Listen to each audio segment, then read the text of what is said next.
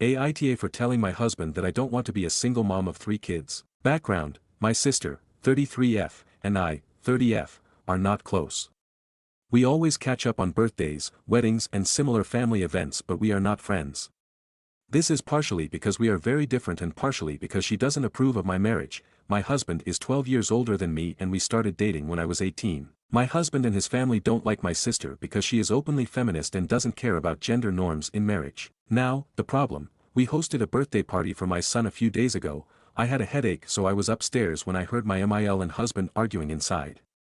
He stormed in our room, said that MIL says that my sister called my SIL a whore, said that she is ugly and fat, and then left. I said that my sister haven't said that, because she would never called another woman those type of derogatory words, and husband said that MIL was there and heard everything and I wasn't, to which I said that then MIL is lying and that would be out of character for my sister to say something like that. He called me an a-hole and says that I don't even like my sister and that I get along better with MIL anyway, so how I can call her a liar. He has been on the phone with MIL and SIL whole day and I have been made to be this huge jerk. Reason why I said that is that those type of words sound like something that my SIL and MIL would use, not my sister. Later, I talked with sister and she says that she was helping put together a swing in backyard when sales said that she is again in men business and that she should be helping with food, to which my sister told her to F off already, took her keys and left with her husband. But, I didn't know that when I said that my mill lied, so MITA. Comment. Top commenter, info. So, just to be clear, it seems like you're saying that your MIL did lie, from the sound of things.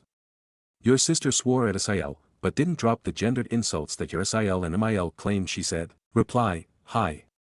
My MIL is now downplaying everything, says that maybe she didn't understand everything since she wasn't that close and my SIL cried when my sister left, so she wasn't that coherent.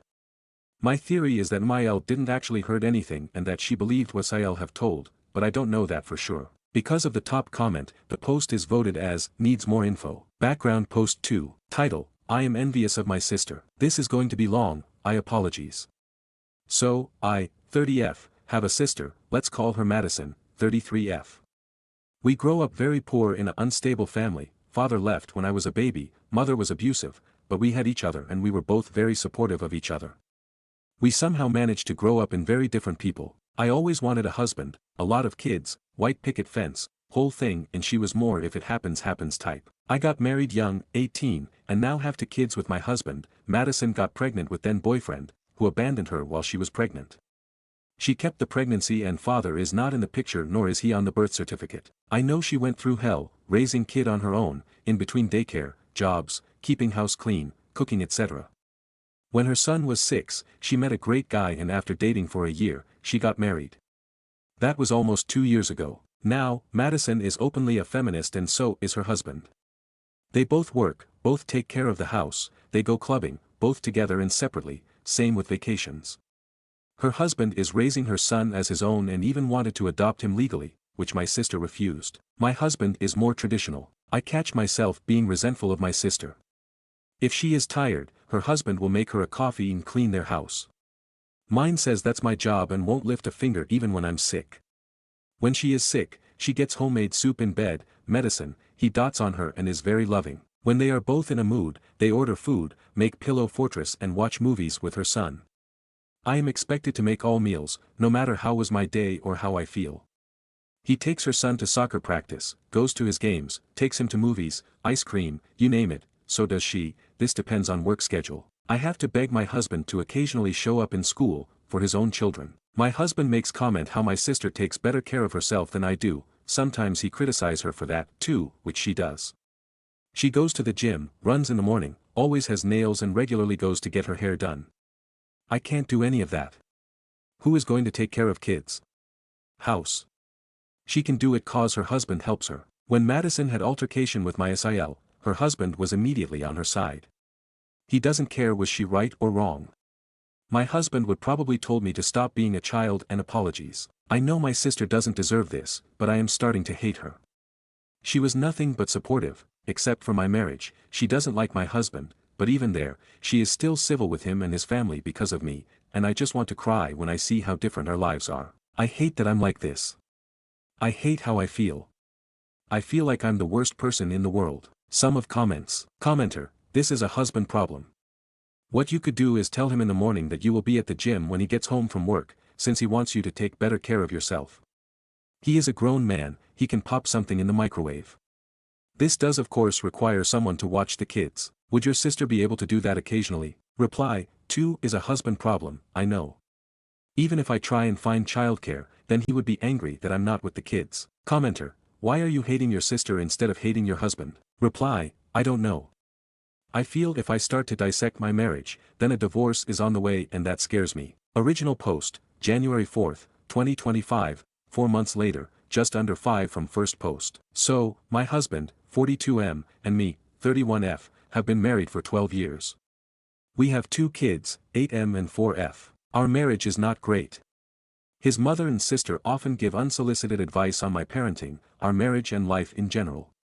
It is better in last few months, since I sit down my husband, multiple times, we talked and this time he listened, so they backed off.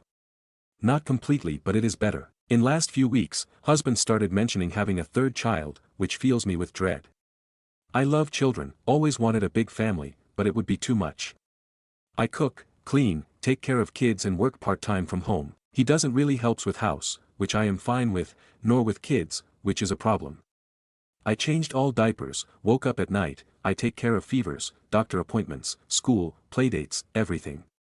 Mere thought of now going through another pregnancy, then taking care of a baby makes me want to cry. I know I would have to do it all practically alone, because my husband provides and women have been doing it for centuries, I should pull my weight and not be spoiled. It all culminated last night.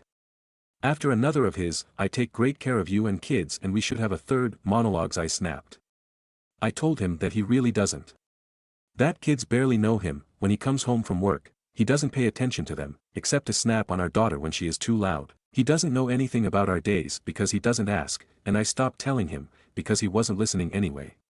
He is not great father nor husband as he likes to preaches, and I have no desire to be a single mom of a 3rd child, 2 are quite enough, thank you. He stared at me dumbfounded, that called me a C-word, delusional and ungrateful then stormed out to his mother house. So, Aita, mini update in comments. Hi to everyone. I don't know how to update, so I'm doing it in the comments. For clarification, we dated for 9 months and married when I was 18. I turned 31 few days ago and can't imagine being attracted to 18-year-old, let alone marrying one, but I didn't think like that back then. Whatever happens with my marriage, I am not having another child, I won't change my mind when it comes to that. I am on birth control, but I also have no desire to have sex with my husband after how he reacted and treated me. I don't have parents and I really don't want to go to friends with this. I called my sister, Madison, and told her everything.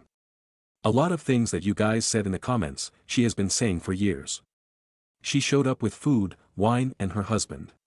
BAL took my kids to their house for a sleepover and Madison stayed with me. My husband is still with his parents, didn't call or text.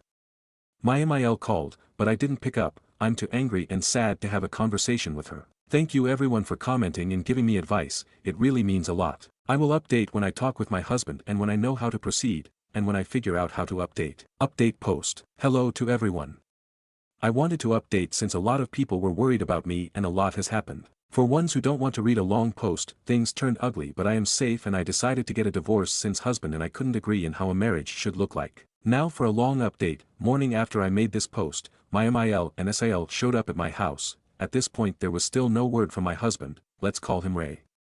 It was obvious that they expected me to be alone, my kids were with BIL at my sister, Madison's, house, she was with me. So we all sat down to have a conversation. I know I was being annoying but I kept repeating that I don't see a point of that, conversation should happen between Ray and me, we are grown-ups and married, I didn't see a reason for them to meddle. They took great offense to that. My MIL at one point said that she doesn't understand what happened to me, I am not the girl her son married anymore. I said of course I'm not, he married a teenager and I'm now a grown woman.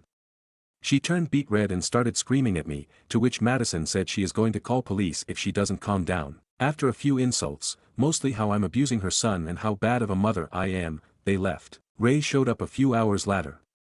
Not to ask about our children or to see how I am but to berate me on how I treated his mother.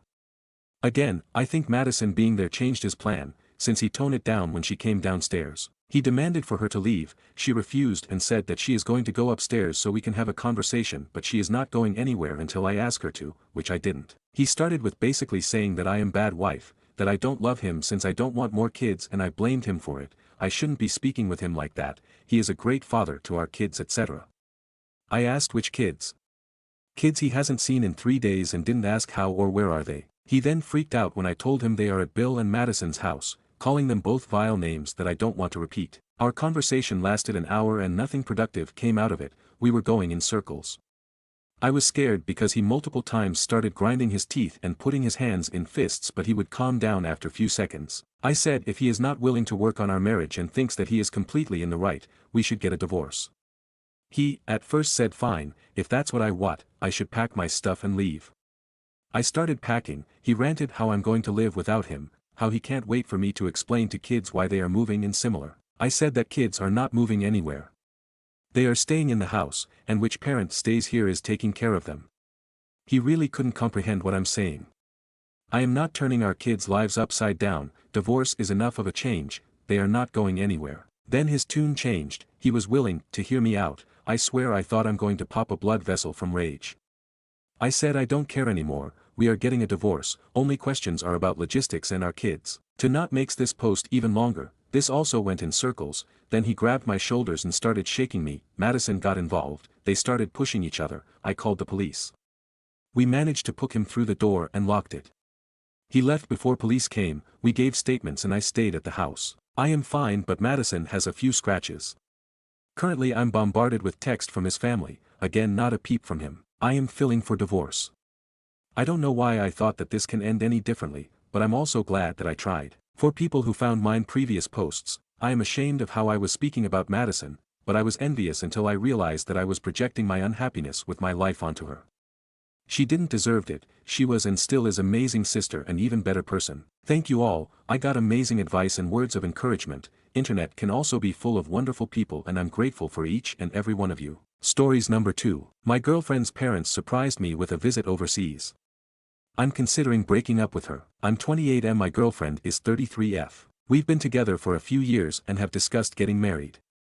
Unfortunately, ever since I met her parents last year, their behavior, specifically her mom, has made it difficult for me to see a future anymore. Her mom mistrusts me and it's all based on superficial impressions and assumptions about who she thinks I am.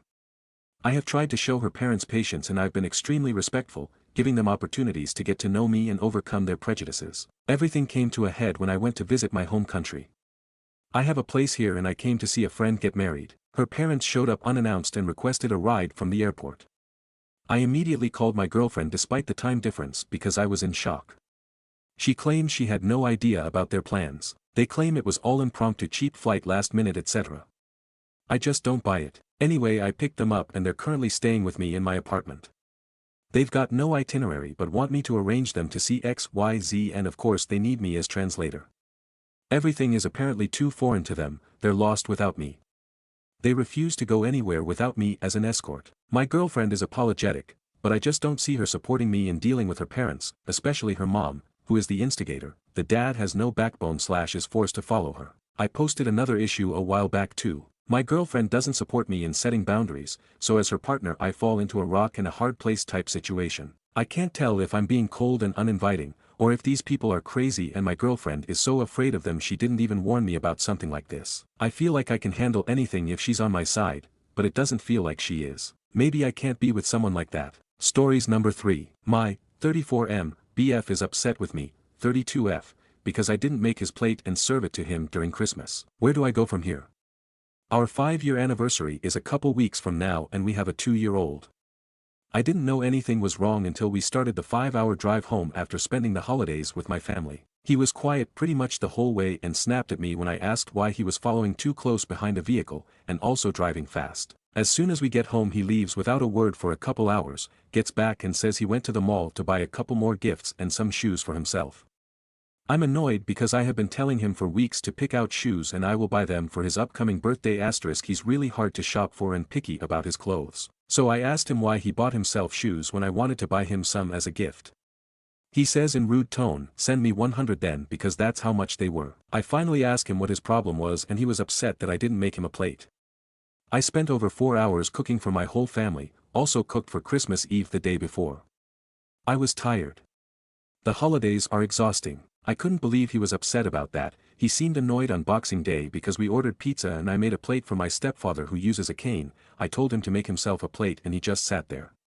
He also said I barely looked at him during our visit, and if I did, I didn't smile or look at him lovingly. Like I said, I was tired. My 2-year-old was also extra clingy, so I felt overstimulated and just tried to be present with my family. Lastly, he was mad because I didn't go sledding with him and my family. I stayed back with my sister and baby niece and we watched a rom-com. I wanted to relax and have some me time, and he was upset about that, saying I just wanted to go on my phone, which I did. I got to watch TikTok and just scroll for a bit. Anyway, after we got home and had this conversation, I left upset and went to have dinner by myself while he took our child for a walk. As soon as I got home he left again and didn't come back for 4 hours.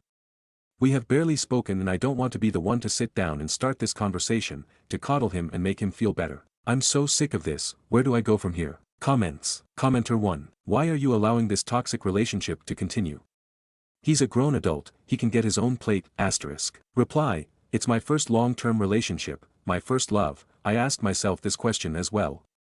Low self-esteem perhaps, but I've just started therapy again, so I'm hoping things will get better for my mental health. Commenter 2. Sounds like you are a servant to him, not a partner. Considering his age, this most likely comes from deeply rooted misogyny and won't change. Watch out for isolation attempts. The way he didn't like you taking some me time with your family, but wanted you to be with him and his family instead, doesn't bode well. Do not prioritize his family over yours, is my advice. You don't want to end up isolated from your closest people with a controlling, sexist man, and it seems like you may end up exactly there. Commenter 3. This. Be careful OP, his behavior is so outrageous, it shouldn't be acceptable. He was angry that you weren't at his beck and call at all times as the woman, and this will only get worse. Please dump his ass, you will do so much better without him. Reply. You're right, he has trauma from his mother and I feel like he hates me sometimes when all I do is work, cook for my family, take care of our child asterisk, paying for daycare and drops-offs and pickups asterisk, and stay home. He always finds something to be mad about with me. If he isn't being jealous then he's mad I don't clean enough, or want some alone time. Update, 16 days later. Like an absolute dumbass, I stayed, I cried my eyes out and told him how I felt and he didn't have anything to say, just that he's sorry and will do better. We were okay for a week. Today is our 5-year anniversary, well would have been. He broke up with me today. I've had to stay home all week with our child because of a parasite and waiting for tests. On Thursday I got sick and still am sick with what feels like a chest cold/infection. The morning of our anniversary he goes rock climbing. I don't know what time he left but was gone until noon. I was pissed and texted him it would have been nice to have help while I rested. I canceled the reservations I made to the restaurant that we met at. When I told him this he ripped up the card he got me, told me he's going to stay elsewhere and we're done. He said I am miserable and just want to be sad and that I make him pay with all the ways my dad failed me. My father could care less about me and I have daddy issues lol asterisk. I don't think I'm being unreasonable for expecting him to spend the whole day or coming back early from climbing. I didn't even get a good morning, happy anniversary text. But it is what it is. Anyways, y'all were right, I knew it in my heart but didn't want to believe it. There's no coming back from this but I'm okay. Red heart, thank you for letting me vent and for all of your advice. It's nice to come back and read all the positive support. Comments. Commenter 1. Just hold your head high and move forward. When he changes his mind, hold firm. Talk to a lawyer about child support, etc. You can do this. You've seen who he is now. Don't let yourself unseen it. I believe in you, and you deserve all good things. Commenter 2. He sounds like a man-child. Now he's gone, I almost guarantee you'll start thriving.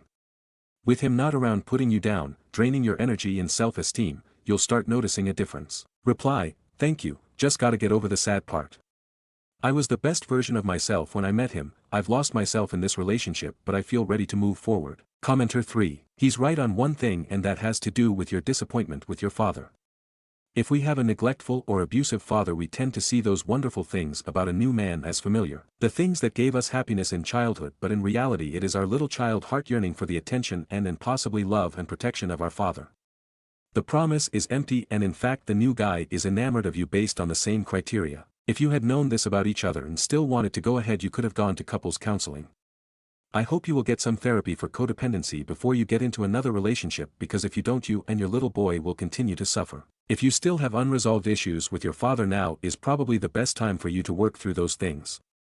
If the problems with dad are alcohol related you would find the best and strongest support at Al-Anon, which is the family program connected to AA, Alcoholics Anonymous, which is all free and the best treatment you can get. To read, Codependent No More, Getting the Alive You Want. Reply, my father chose a horrible woman, a stepmom for us. He had a new family and just doesn't care to be an active father or grandfather to his previous kids. I've told my ex how all I ever wanted was for my dad to try harder to be present in our lives, to be a positive male figure in my life, and I've said maybe my expectations of my ex were too high, but all I asked for was care and consideration in the relationship, and communication. Commenter 4. He isn't being a stable, considerate partner. You can't count on him. His mood keeps shifting. He seems unstable. Oh, yes to all of this. I feel like most people would expect their partner to put them first on an anniversary, and most people do. I also made breakfast for us that morning and he texted me, why would you make me breakfast when I told you I was going climbing? Any other day I would not have made a big deal, maybe I overreacted by canceling the reservations that I made for us. But I was sick and felt overwhelmed because my baby would not stop breastfeeding off me when I was having a coughing fit. I was angry at him in the moment. Stories number 4. Aita for losing my shit and screaming at my GF to get out of my house after what her stepbrother did. GF was over at my place 2 days ago. We're both 20. She has a stepbrother who's 23, before this I'd only met him a few times and he seemed like a regular dude. She asked if it was okay for him to come over too for a couple of hours. I said why not. He said he would get booze and pizza, and my parents were away visiting relatives for the weekend, so I figured we could shoot the shit. I have a little sister who's 15. They came over, and she stayed up in her room the entire time. We were all a bit tipsy and my GF stepbrother asked if he could use the washroom. I pointed him to the one down the hall. My GF and I were preoccupied and didn't even realize how much time he was taking until we heard raised voices upstairs. We immediately went up to check what was going on and found my sister crying. Dude had gone up instead of using the washroom. My sister's door had been ajar, so he apparently walked into her room. All details I managed to wrangle from my crying sister BTW. She was taken by shock and was trying to stay calm, but he wasn't leaving. He was trying to chat her up. She told him to GTFO and he closed the door behind him instead, which is why she started freaking out. She tried to get past him to open the door and he grabbed her, but she managed to open it anyway. I'd reached the landing by then, so he backed off. Obviously I was super fucking pissed. There was a lot of screaming going on, lots of accusations. We were all drunk except for my sister. After getting the story from her, GF's stepbrother was stuttering and deflecting. I'm pretty sure I threatened violence at some point. My GF was trying to be the mediator. She said I had to calm down and couldn't fly off the handle based off word of mouth. But I was there, I saw my sister crying in panic. I know what she's like and I know she wouldn't lie about something like this. Why would she? I told her stepbrother to get out of my house. My GF kept saying we could sort this out and have a proper conversation, but I didn't see what conversation was there to be had. Eventually she said, what if my sister was lying? In front of my sister's face. I asked her what on earth would make her think that, and she said she's a kid and could be making it up for attention. Like the title said, I lost my shit. I told her to get the fuck out and afterward she kept calling me, but I ignored everything. The dust has settled a bit. I went over everything again with my little sister. She promised me it had happened the way she was telling me. She told me she was scared he was going to SA her. My GF texted me this morning saying I shouldn't have raised my voice like that and I scared her. I thought of apologizing then, but she still hadn't said a word about apologizing to my sister or addressing the issue with her stepbrother. I only replied that we had to talk, and she said there's nothing to talk about, there's no hard proof, in her words, and the stepbrother ended up doing nothing, so she told me she would deal with him, and I should drop it. If I'm the asshole for the way I handled this, maybe if cooler heads prevailed this silent treatment wouldn't have happened and we could have discussed everything. What to do from now on either. I love that girl, I don't want us to be over, so I want some advice on where to go from here too. Edit. Thank you everybody who commented and left advice. I've posted an update. Comments. Commenters 1. A 23-year-old man should not be trying to chat up a 15-year-old girl.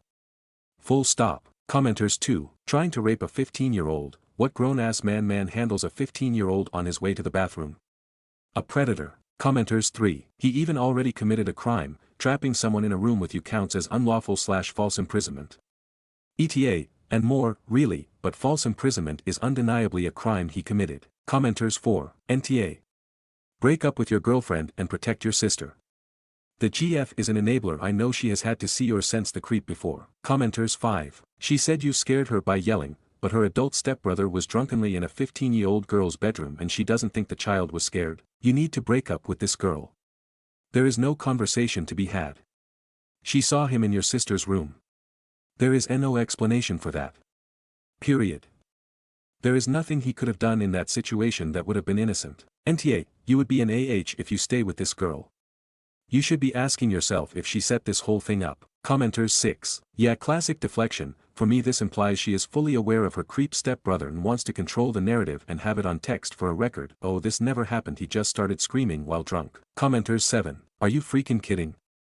An adult male unknown to your sister enters her room, refuses to leave, and closes the door, and your GF is upset because you yelled. What if you called the cops? Would GF be mad and scared about that? I'd seriously recommend reporting it. If nothing else, it will establish a record of his behavior. It's not something he hasn't done before. It's possible GF is on of his victims. NTA, thank you for believing your sister. I wasn't. Your GF knew exactly what was going on and trying to defect it. Commenters 8. NTA. Protect your sister.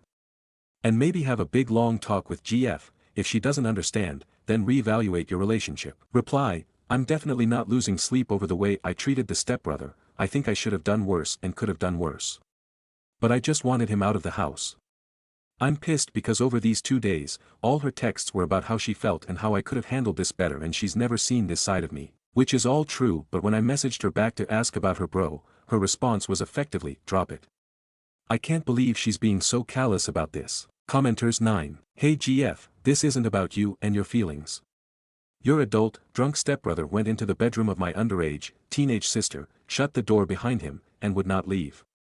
The best thing that I could do was make him leave. Rather than being appalled and apologetic, you had the audacity to question whether my sister was being honest in front of her, at which point I lost my temper. How could you accuse her of that whilst seeing how upset she was? Even if you had doubts, that wasn't even vaguely the time or place. Since this happened, the only person you've cared about yourself. You want an apology for my being angry and shouting, but not once have you apologized or asked about my sister. Again, this isn't about you, and I don't think this is going to work out since I want to protect my underage sister and you want to protect your feelings and your potential predator of a stepbrother. Am I sorry I raised my voice at you? Yes, but if ever a situation warranted it, it was then. And no, you've never seen me like this because I've never been in a position where a grown man shut himself in my sister's bedroom and made her afraid she was going to be SA'd. Now we're done and there's nothing left to say. That's what I'd send to her. She's a shitbag, and I bet he's done this shit before. Commenters 10. Maybe it's time for the OP to ask why his GF is an apologist for potential SA. Remind her that the shoe is actually on the other foot and that her actions were, in fact, appalling, that no matter how much she ducks and weaves there was only one woman in danger, and it was his little sister. Commenters 11. She's teeing up to say, well, even if your sister was scared, so was I, and I'm not making a fuss, so just get over it. It's a bullshit false equivalency to make OP feel bad and forget about the fact her brother is a rapist. There was no good reason for him to be in that room, especially with the door shut, and he lied about where he was going for a reason. Update. First off, thanks everyone who commented on my previous post. I tried to read as many comments as I could. I got some great advice. My GF asked me yesterday if we could talk in person. I agreed. We met at a public park. She showed up already looking on the verge of tears. Buttered, your comment was goat. I basically said it word for word to her, lol. She let me speak and was silent for a long time, before she said she was sorry for the way she had reacted. She told me she had been drunk and panicked and hadn't been thinking clearly, and was trying to stop it from becoming a fight. We discussed her stepbrother. She told me he has a weird streak and acts oddly sometimes. She told me he genuinely could have made a mistake and didn't mean any harm. I asked why he'd gone upstairs in the first place, and why he'd shut himself in with my sister on finding out he was in the wrong room. No answer. I asked how was she so sure he had no perverted intentions. No answer. Some of you suggested that the stepbrother might have had a history and even might have done something to her. I didn't outright say it, but I was implying it. I kept saying, what if he had gone further, what if he's assaulted someone before and you don't know about it, etc. I asked if there had been incidents like this before, and how she could possibly downplay what happened. She didn't have anything to say, but again, at that point she was too choked up to speak properly, so I don't think she could have answered even if she wanted to. Anyways, I wasn't there to listen to excuses or justifications, and I told her that. She asked me if we were over, and I said the only way we could move forward was if she apologized to my little sister, and then stopped all contact with her stepbrother. I just don't see a scenario where my sister feels comfortable around him again. She told me she didn't want to lose me, but she couldn't do what I asked from her. So I told her yes, we're done. My parents came back this morning BTW. Like I said, they had been out of town at relatives' place. I hadn't told them about this over the phone, I just said an incident had happened and I would explain when they got back. My sister asked me to speak to them on her behalf and I told them everything. My dad gave me a lot of shit, rightfully so. He says he wants to speak to my ex's parents about this, let them know what their son did. Police here are about as useful as tits on a bull, but we discussed it and we're going to file a report, auto de noticia anyway. I highly doubt it will go anywhere, but at least it will be a record in the system. My sister is doing better. She was really shaken up, she asked if she could sleep in my parents' room or mine for a bit. We will probably arrange a therapy or counseling session for her, and let her decide if she wants to continue. I'm going to take her bowling and then we'll get food. Just the two of us, so I can also apologize on my part. I feel upset. I feel guilty actually. I trusted my ex and me being naive put my little sister in danger. I've always thought I was a responsible person and this happening when I was supposed to be in charge is fucking me up. I'm pissed at myself NGL. But we move. My favorite comments to read were the ones telling me what to do to the stepbrother. I don't ever want to see his face again, but in case I do, someone LMK if you have a wood chipper lying around. Thanks again everybody. Edit, some things. People have asked if I can run a background check or something. I don't think it's legal for a civilian to do that in my country, Portugal, and if I can request one, I'll see though. Also to everybody commenting about underage drinking, I was so confused. That's not a problem here LMAO, I won't be incriminating myself or anything by filing a report so DW. Comments. Commenters 1. I was waiting for this update LOL. Good on you mate. I still think the creep did something to your ex, which is why she kept deflecting and answering vaguely, saying he acts odd sometimes. Even if he did, it's not your responsibility now though. Your poor baby sister, hopefully she heals quickly from this. Reply, most people seem to think so. I will say, my ex's mother has been with her stepdad for nearly 6 years. She never liked discussing her family and had only recently introduced me to all of them. She never gave any indication of a bad relationship between her and her stepdad/brother. I would have never guessed in a million years if abuse or assault was happening. I hope it's not the case because that would be seriously fucked up. Commenters 2. Personally, I don't think he did her something such as abuse or assault but something more insidious, grooming. That would explain why she is so vague about him. Commenters 3. That's a really valid perspective. The behavior described, his odd actions, shutting himself in a room with the sister, and the lack of clarity about his intentions, could be indicative of grooming rather than outright abuse or assault. It could explain why she seems hesitant or vague when talking about him, possibly due to a mix of confusion, fear, or a desire to protect him. Grooming can often involve manipulating someone into normalizing inappropriate behavior over time, making it hard for them to see things clearly or speak out about it. The situation definitely warrants further investigation, especially with her reluctance to talk about him directly. Stories number 5. I, 45F have recently discovered my husband 40M may potentially be cheating on me. I need help deciphering the evidence I have discovered. On a date night, my husband decided to take me to a restaurant that he usually visits, however, it is the first time he's taken me. After the dinner, I decide to make small talk with the waitress. She ends up mistaking me as a friend of my husband's. I correct her and say that I am his wife. She looks startled and glances at my husband questioning him, saying, "Your wife doesn't usually look like this." I am beyond shocked because it could only mean one thing, that she's seen him bring another woman into the restaurant, and that they've been intimate enough to suggest that they are in a relationship. I get angry at him on the way home and he keeps insisting, "If I was cheating on you I would never bring you to the same restaurant that I've brought my mistresses to." I needed reassurance and instead, he gets frustrated at me when he should be helping me with this misunderstanding. Hopefully it is one. Am I being delusional about this situation? Some background information, my husband and I have not had sex for over a year, which I find unusual. I have never turned him down, therefore I suspect he must be receiving sexual pleasure elsewhere. I never thought my husband was the kind of man to partake in infidelity. He has always been kind and honest to me, however, I am finding more and more evidence to suggest that he may be cheating on me and I'm wondering if I'm being delusional here. Thanks for responses in advance. Stories number 6. Aita for refusing to babysit for my siblings anymore and telling my family they can't use me as free childcare and treat me like shit for being an unwanted pregnancy. I, 16M, have 4 older siblings who are 11 plus years older than me. My parents were finished at 4 kids, my dad got a vasectomy and then 6 years after it my mom found out she was expecting me. She was 13 weeks when they found out and I was always told if she'd been earlier she would have aborted me. They'd buy gifts for each other and nothing for me. My parents also treated me like a burden. When I was younger they'd call me whiny and ask why I couldn't read my own bedtime stories or why I wanted to sit with them. If I asked for a hug they'd make it such a big deal and say they just wanted me to go away and be quiet in my room. When I had a bad day they were too busy to hear me out. Most times they would eat without me too. And sometimes I'd come home and some or all of my siblings would be visiting and they'd have family dinners without me. Oh, the family dinners they had in restaurants and stuff never included me either. And once my siblings started having kids I was the default babysitter.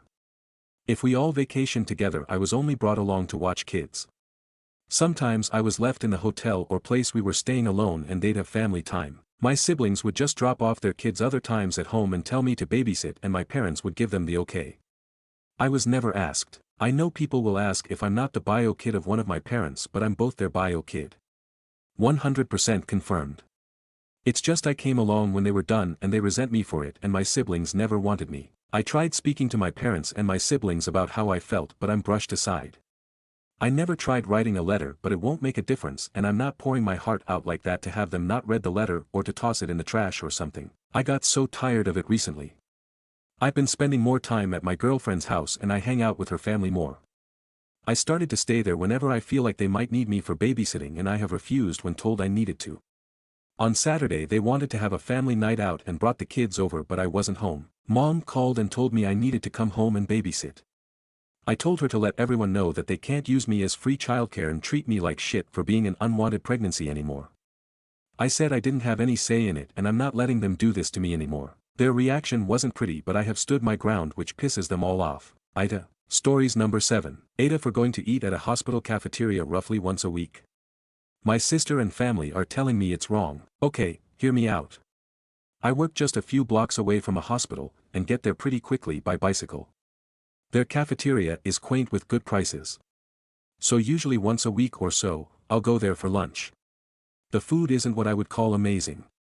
But they have nice variety from time to time. The staff even recognize me, and are always pleasant. They don't mind that I'm just there for lunch. And it's far quieter eating there than at any local restaurant. I'm on the spectrum, and don't like loud noises. So the quiet lunches in this place are a godsend for me some days. Recently my sister found out I've been eating at the hospital. And went off on me over how hospital cafeterias are only supposed to be there for people who are at the hospital because they need to be. I retorted that I was giving them business, and it's not like I was taking food out of the mouths of patients. And I only went once a week, so what was the big deal? But she still insisted I was wrong. Then she got our parents involved, and they're siding with her. They are telling me I should only be eating at the hospital if I had an actual reason to be there. I told them they were all crazy, and it was just normal food that I was paying for. But now because neither they or I are backing down, I'm torn. Aita for going to eat lunch in a hospital cafeteria once a week just because I work nearby. Edit, thank you for all the comments. I will make this a hill to sit on if I have to now. My sister got mad at me for regularly eating in a hospital cafeteria, and got our parents on her side. The rest of the family laid into them for it.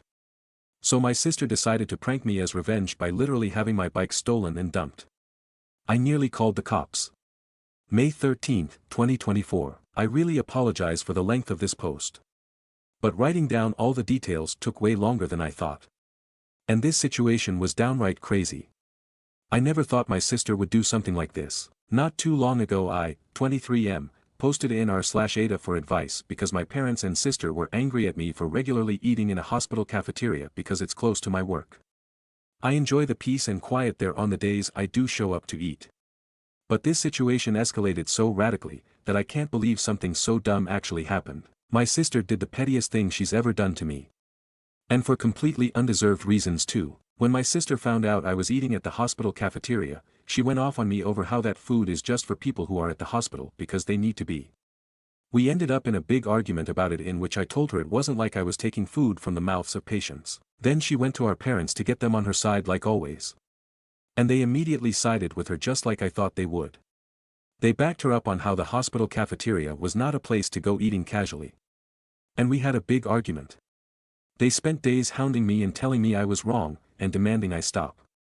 So I went to Reddit, and here I learned that not only was I not doing anything wrong, but it's a very common thing for people to go eat at hospital cafeterias just because they like it. I hoped the situation would just fade away. But a few days later, my sister called me asking if I had stopped eating at the hospital. I said no. And then it started all over again. My parents then called me fuming, acting like I was supposed to stop going because they said so. I reminded them that I don't live under their roof anymore, and this is exactly the kind of reason why I moved out. They take my sister's side in almost everything. They huffed and puffed about it. This time the fight didn't stay at home though. Other relatives found out because my sister tried to broaden her support. She was so dead set on enforcing her will upon me, that she went looking for help from other relatives.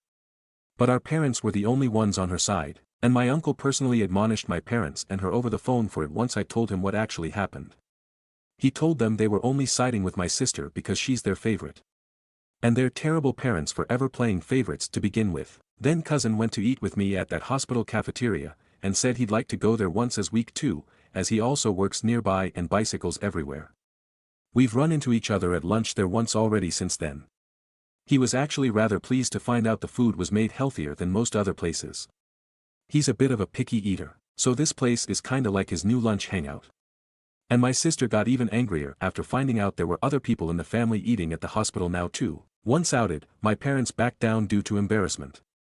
They apologized to me, and gave me some malarkey that they honestly thought eating at a hospital was weird, and that they felt like they just needed to defend my sister.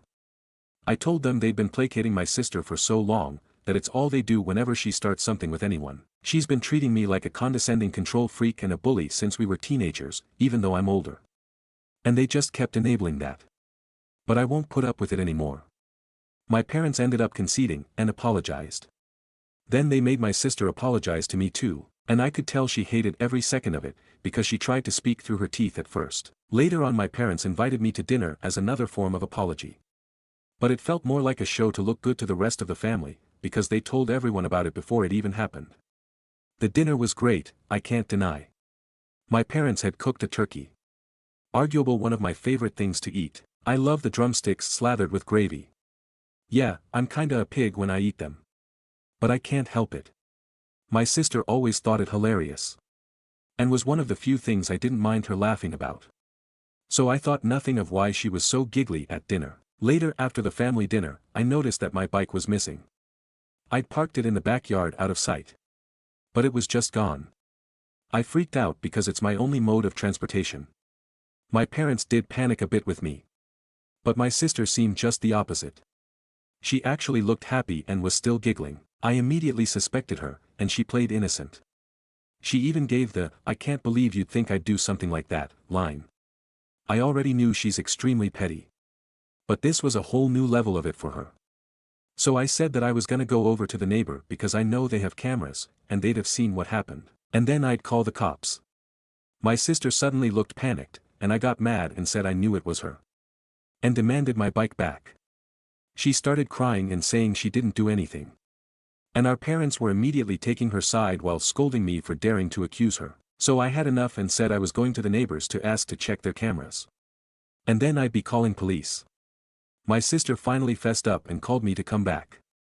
The looks on our parents' faces after they'd just offended her were priceless. My sister said she was just so angry at me for having made her apologize for something she still believed she was right about. So she planned to have a couple of her friends to come and grab my bike during dinner. She said her friends were in a minivan with it just down the street. She then started saying that I couldn't call police on her anyway, because I'm her big brother. Our parents backed that up too.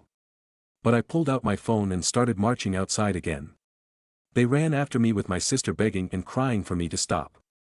I called her a brat, and then I told my parents I couldn't believe they were still defending her when she was acting this way. Our parents finally hit their enabling limit with her and told her to make her friends bring my bike back immediately. She got on her phone while sniffling and called her friends up. But then she suddenly ran into her room to talk to them. I couldn't hear a thing she said through the door because it was all in whispers. And our parents looked very worried too. My sister would never have willingly admitted she had my bike stolen. She just kept sobbing that it was only a prank over and over again. And she also kept using the excuse that it's just a cheap bike anyway. I bought it used some months ago for $50. But it's in great shape. And it's my main mode of transportation. My sister kept looking at our parents to back her up. And that time they just couldn't. So she just slumped down in a chair hugging her knees and waiting with the rest of us. My sister looked increasingly freaked out the longer her friends took to bring my bike back, and was repeatedly texting them. Even though my sister said her friends were just down the street, it took them roughly an hour to bring my bike back. They finally pulled up in the minivan with my bike shoved in the back. And it was completely soaked and all muddy. Like it had just been pulled out of a wet muddy ditch. The bike is a 700C, so it's too tall for either of them to ride. So they just drove right up and stole the bike by dragging it into the van as fast as they could before taking off. I say they stole it because I was almost certain in the moment my sister had told them to dispose of my bike. Had I not pointed out the neighbors have cameras, I may not have gotten it back. When her friends did finally arrive, their legs were all muddy and wet nearly up to their knees. They both begged me not report them to police for taking the bike. I asked while recording them to tell me the truth, and pointed out the neighbors have cameras. Did my sister want them to get rid of my bike? They broke down and said yes, my sister wanted them to take the bike and dump it in a pond a few miles away. And they had to go back and get it when they realized they were caught. My bike had been near completely submerged in muddy water. Thankfully I didn't have many added accessories on it other than a detachable headlight and my water bottle, but the water bottle was missing. I wasn't surprised by what my sister's friends told me. And I had them tell our parents too. They laid into my sister till she was bawling on the floor kicking and pounding like a toddler. I had never seen my sister act that way since she actually was a toddler. And I found it mortifying she was still like this on the inside. Then she shut herself in her room. Her friends were banned from ever coming to my parents' house again. Then my sister was forced to come out of her room by our mother, and make another big apology to me. Our father then forced her to wash and oil my bike from stem to stern under his supervision while I took apart the headlight and cleaned it out to dry it. By the time my sister was done, it was dark outside.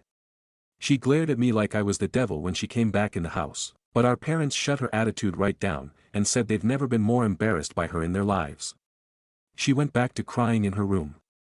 I had a very frank discussion with my parents about my sister's childlike behavior. And how it stemmed from their spoiling and enabling. I said I couldn't believe I had to be the voice of reason, but the fact that she was on the floor crying like a toddler, kicking and pounding, showed that she's still mentally a child because of them. And they kept making me the scapegoat when she screwed up, so she barely knows any sense of accountability. For once they didn't argue with me about it, and then my father silently drove me and my bike back to my apartment with his SUV.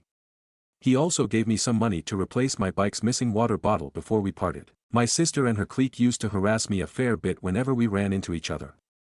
They made fun of me as a group whenever possible. And I usually just ignored them because they bored me.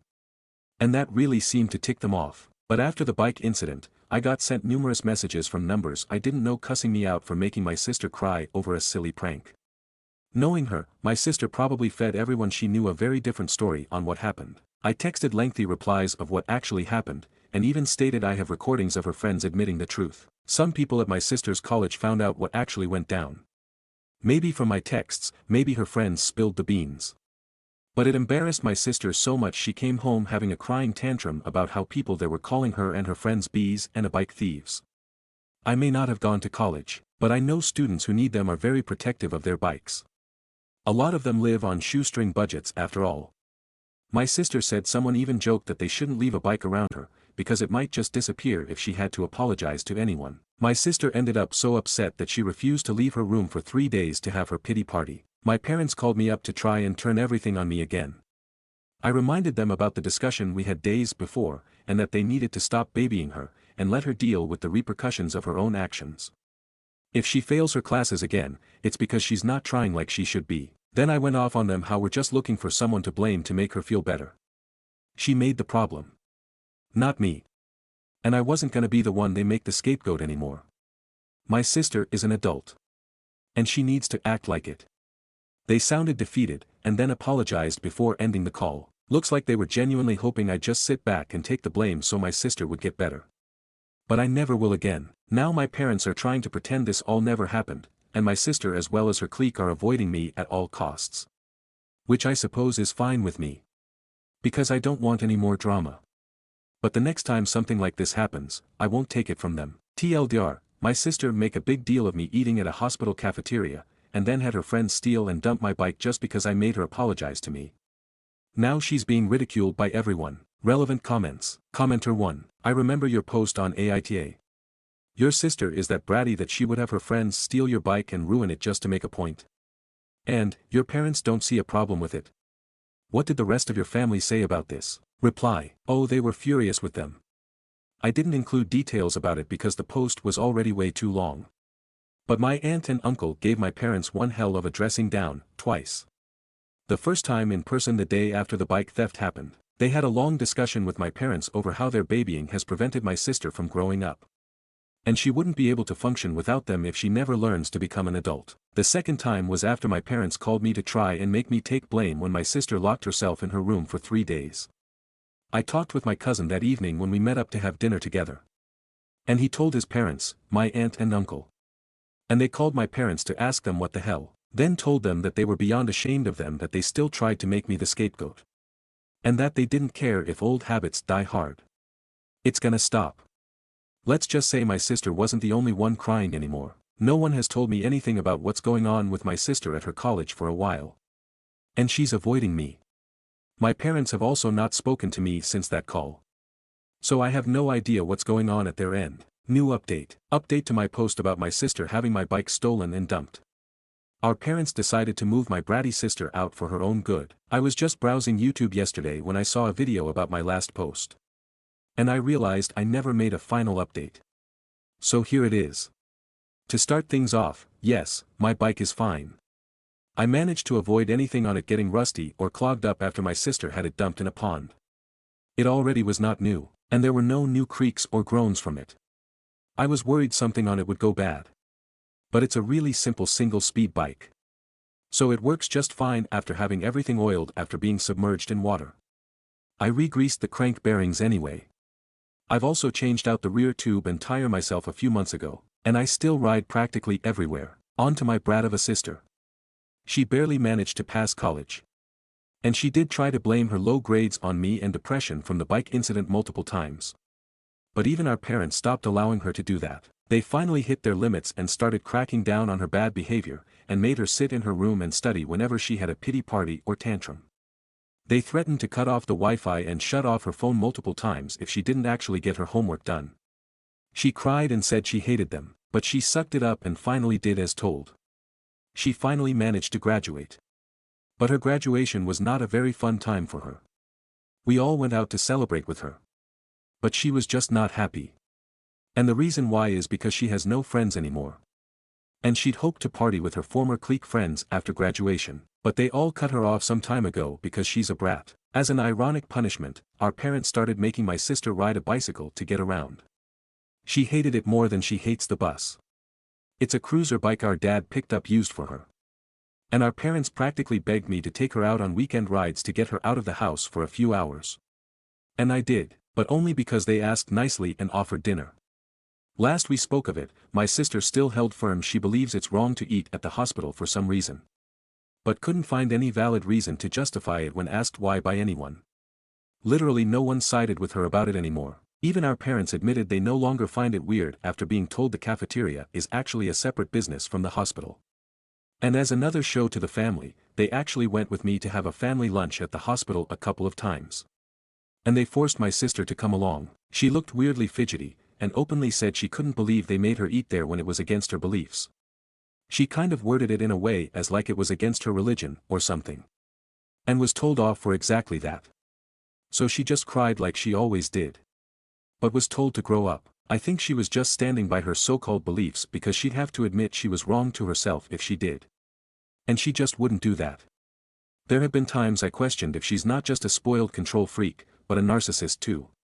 Though I'm far from qualified to diagnose anyone, my sister's clique all ended up abandoning her as a friend because being involved with her screwed them over too.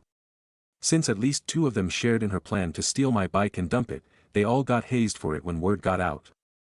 So the clique blamed my sister for everything, and stopped talking to her to save their own reputations. While I didn't file a police report, the 2 girls who stole my bike did get in big trouble with their families. And that minivan they were driving. It turned out it was borrowed from one of their parents.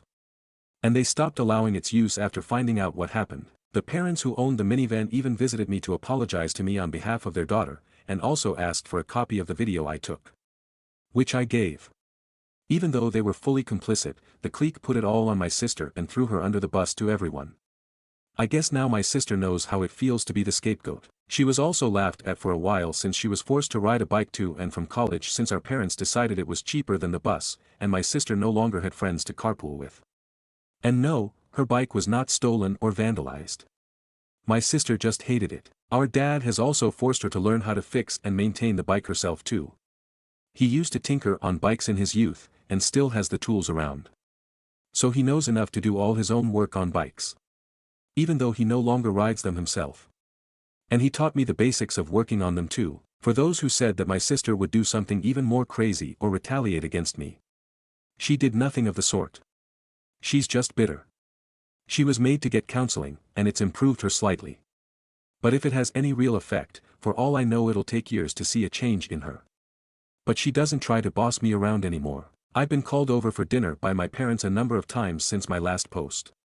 And my sister barely speaks to me at the table.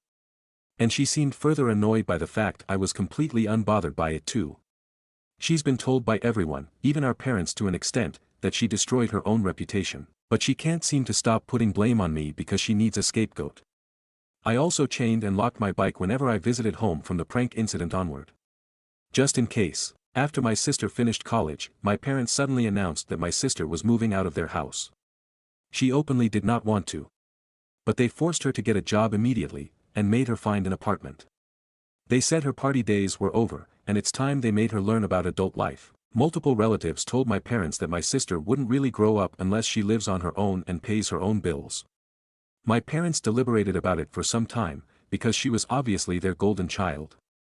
But my sister would never become an adult so long as they kept things as they were. My sister is still not happy about it at all, because she loved being a spoiled leech. But she couldn't blame me for that, as I was not involved in this decision in any way. And she knows it.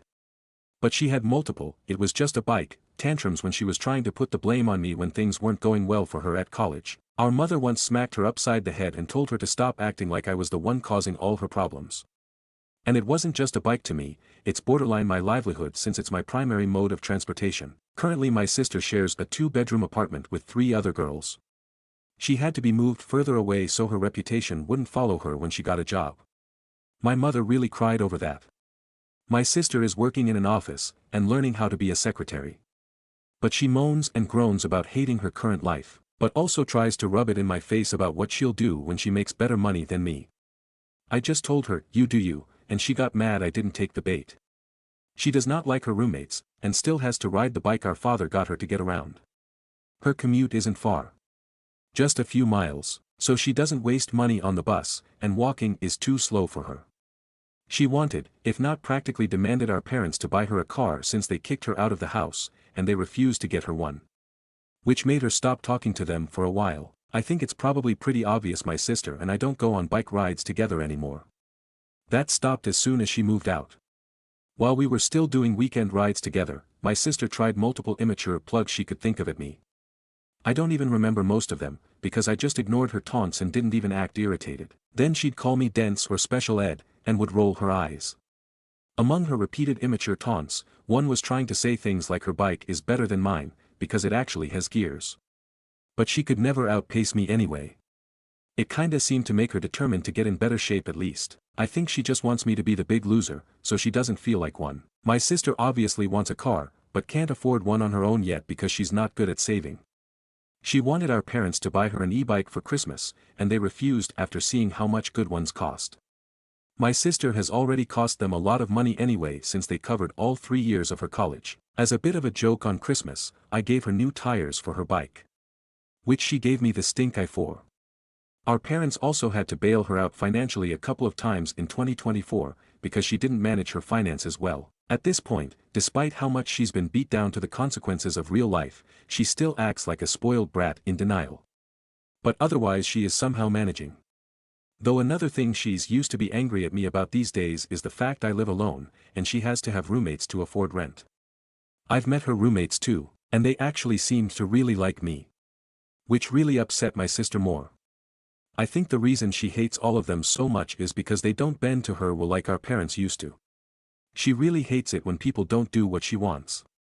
So it must be a nightmare for her to be living with people who don't put up with any of her demands. That about sums up everything till now. Stories number 8. Reach out to guy who rejected me. So, I, 31F, was seeing a guy, 38M, for about a month.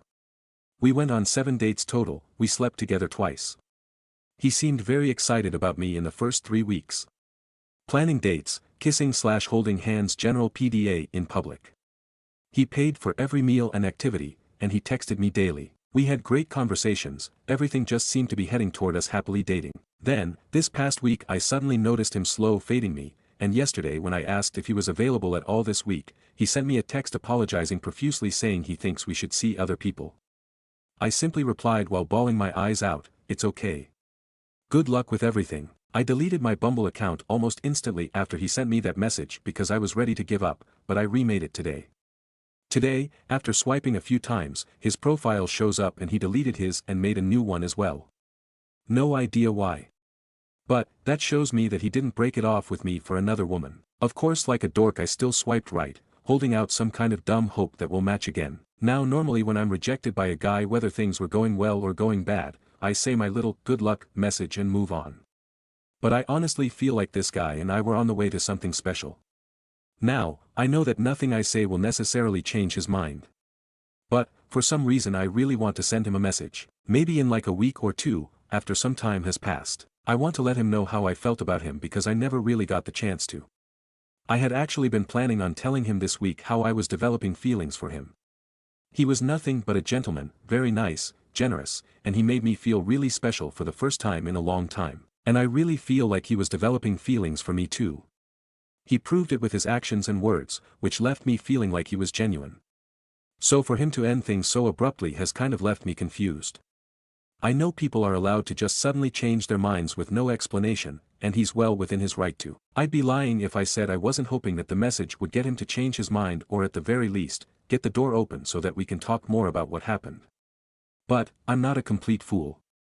I know more than likely he will read it and not respond even though we didn't end on bad terms. Even knowing that it most likely won't make a difference, I still want to send it because I really do want him to know how much I liked him and appreciated him, even if he couldn't care less enough to respond. I feel like it would be very cathartic for me, and again, whether he responds or not, would give me some closure because I will have said everything that's been on my mind and in my heart for the past month. Should I go for it, or don't waste my time? Edit, you all are right.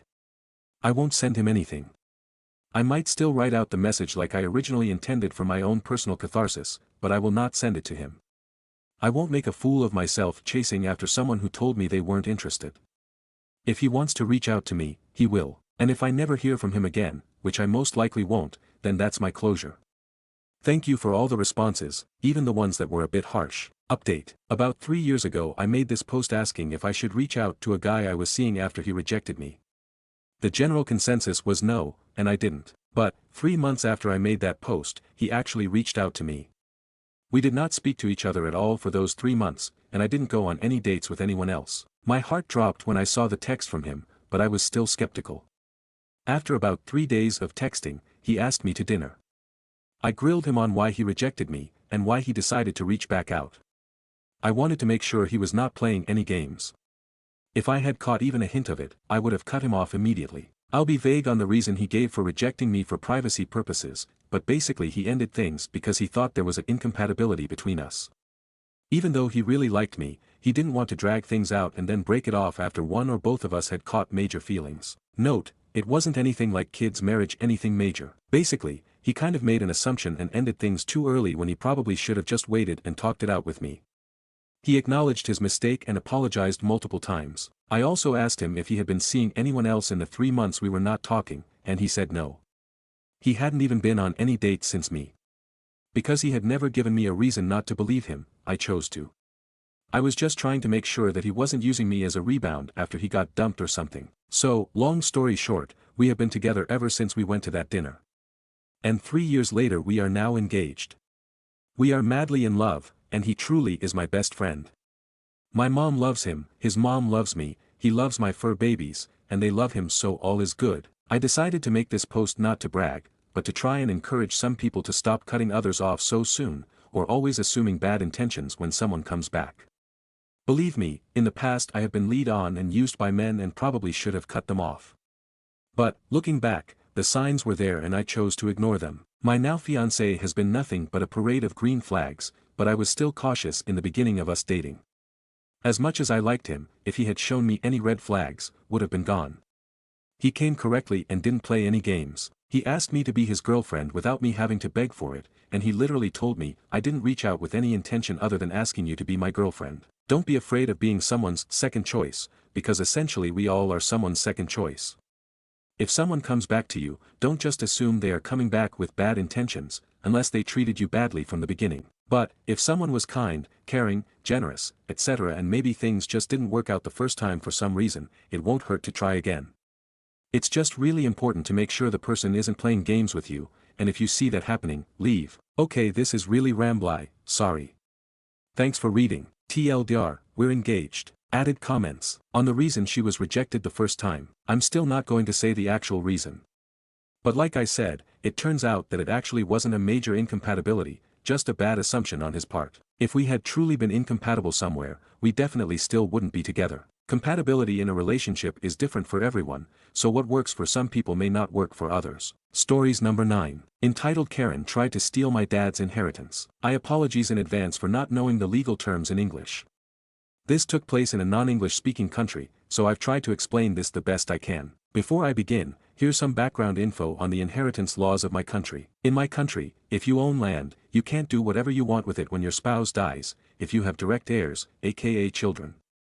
Let's say you and your spouse own a large piece of land. You have 3 children together. Your spouse dies and you want to sell the property. Before you can do that, though, you have to give your children their share of the inheritance from their deceased parent. It has to be a fair price, aka market value. Once you have paid them out, you can do whatever you want with the property. If you aren't capable of doing so, you can't sell. My paternal grandma and her 2 sisters owned a cabin together. When this took place in 2006, the oldest sister had already passed away and her share was inherited by her children, my dad's cousins. They're not important to the story. This story is about my grandma, my dad, and my grandma's younger sister, Karen. Karen was the baby of the family, the golden child. She was superficially charming, had married up, and was very used to get her way. I don't think she was ever told no. Karen loved the cabin and spent most weekends there. My dad's cousins were not interested in selling their share of the property, but Karen had been wanting grandma's share for years. My grandma and dad spent very little time there, but grandma paid her share on all repairs on the property. Another thing about my grandma was that she never dealt with money of any kind. Grandpa took care of everything related to property, taxes, etc. He died a few years before this took place, and my dad had to take on everything related to this, as grandma was too anxious to do it. She never paid dad his part of the inheritance from grandpa. Karen was well aware of this. In addition, grandma had battled cancer for a number of years at this point. It wasn't super aggressive and she was given medicines that allowed her to be comfortable. She would not drop dead any minute. Still, she was reduced physically, and was a very anxious person in general. In the winter of 2006, Karen paid grandma a visit. She stayed overnight, something she never did. A few days later dad called grandma for a chat.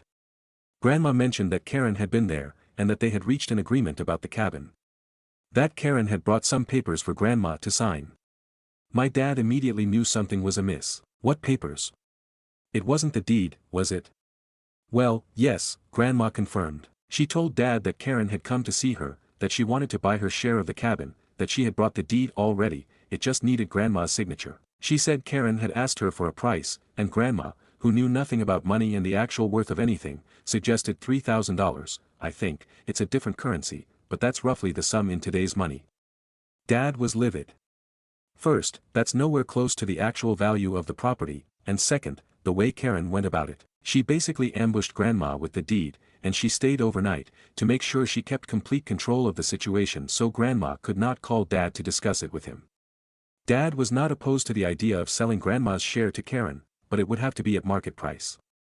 Karen knew this. Dad immediately called Karen, told her this was unacceptable, and that he was going to contest the sale. Karen just told him that this was what grandma wanted, that she set the price herself, and that Karen had done nothing wrong. Dad got a lawyer ASAP and so did Karen. They went back and forth the entire spring and summer. Dad refused to relent. Karen kept proclaiming her right. Grandma was distraught. To her a feud within the family was the worst that could ever happen. She begged Dad to let it go. Dad refused. This was his inheritance. At the very beginning of 2007 it finally went to trial. The trial only lasted a couple of hours. According to my parents, the judge threw the book at Karen. The sale was a blatant violation of our country's inheritance laws, and was ruled null and void. The ownership was transferred back to Grandma. My mom later told me Karen walked into the courtroom all cocky and self-assured, there to claim her right. As the judge kept going through the documentation and kept on asking questions, her demeanor became more and more defeated. At the end she just hung her head. A week after the trial, Grandma passed away. Karen did not attend the funeral. Before all this Karen and Dad got on really well. After they would never speak again. After Grandma died Dad wanted to sell his share of the cabin, but he would never sell to Karen. Ever. That was forever off the table. He approached his cousins, explained the entire ugly situation, and proposed them to buy his share. Thankfully they were interested, and bought him out at a fair price. After her defeat in court and the death of the sister she tried to scam, Karen spent very little time at the cabin. For the first time in her life she had been told a firm no. This was something she had really wanted, and for the first time it didn't go her way. Clearly it was too bitter. There's no happy ending to this story, only a message that greed and entitlement can ruin your prospects, and burn family relations to the ground. Stories number 10. Abusive mom had me disowned by entire family and banned from grandfather's funeral. Update, thank you so much for the words everyone.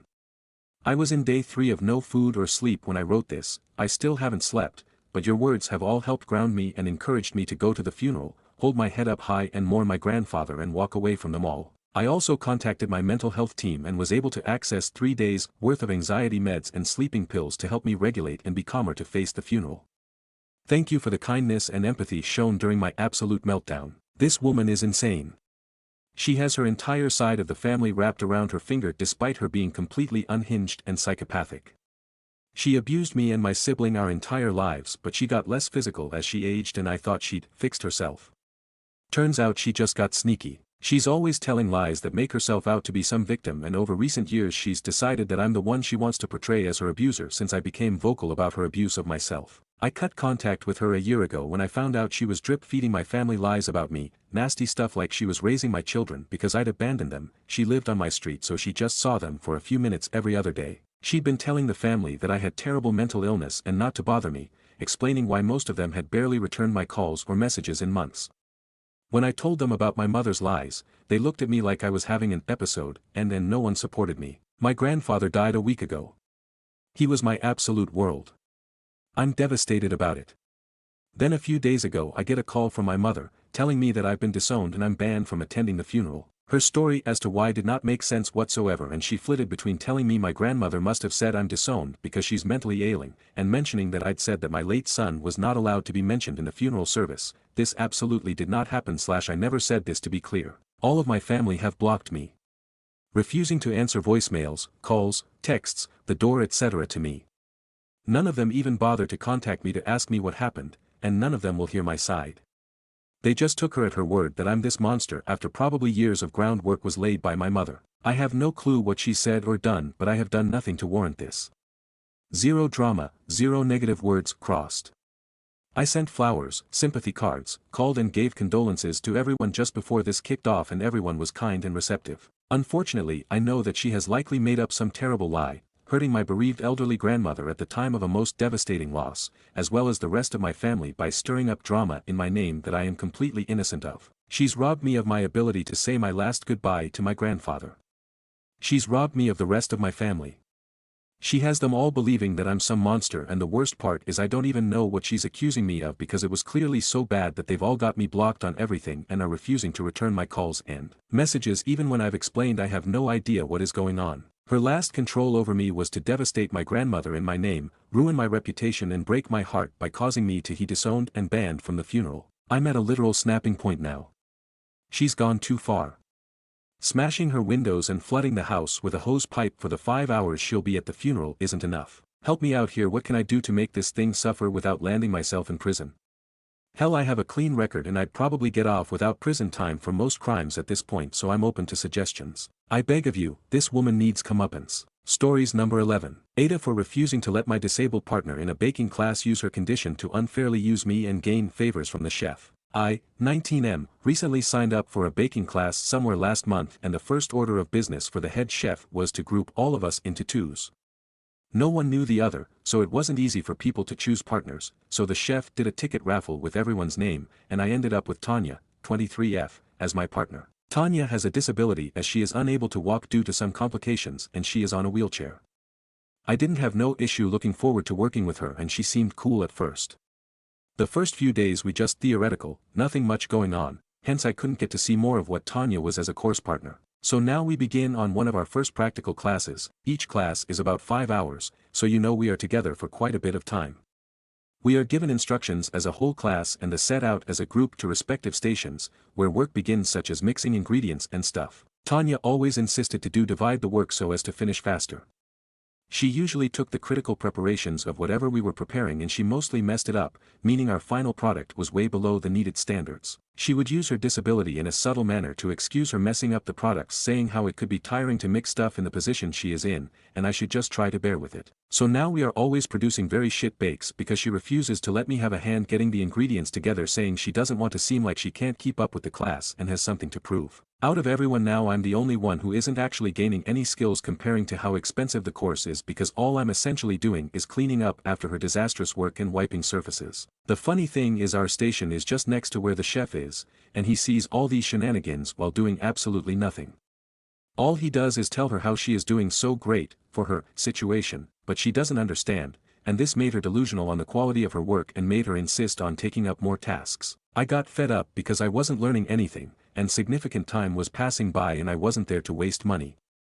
I spoke to the chef about the situation, asking about a separation, and he said it would be wrong to do that just because of her disability and it wasn't right to do so. Well, I still insisted despite him ignoring the main issue. He gave in to my request and now I participate in the class as an individual. Tanya made it seem like I left her alone since she is disabled, and my fellow classmates now look at me like some devil with other coming up to me telling me my morals aren't right.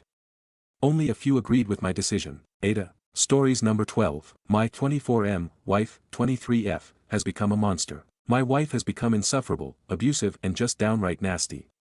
She is currently 6 months pregnant and I understand how pregnancy can change a woman's thoughts, feelings and body. However, telling me that if the child has autism I should leave and take the baby with is just one of the sickest things I've heard. Before pregnancy she was just a normal person and I don't think the blame of her attitude and nastiness can even be shifted to pregnancy. She is constantly swearing, insulting, belittling and abusive towards me. I just can't take it anymore. She has kicked me out on 2 occasions for arguments. She has started one time where she insulted my family racially and stereotyped them.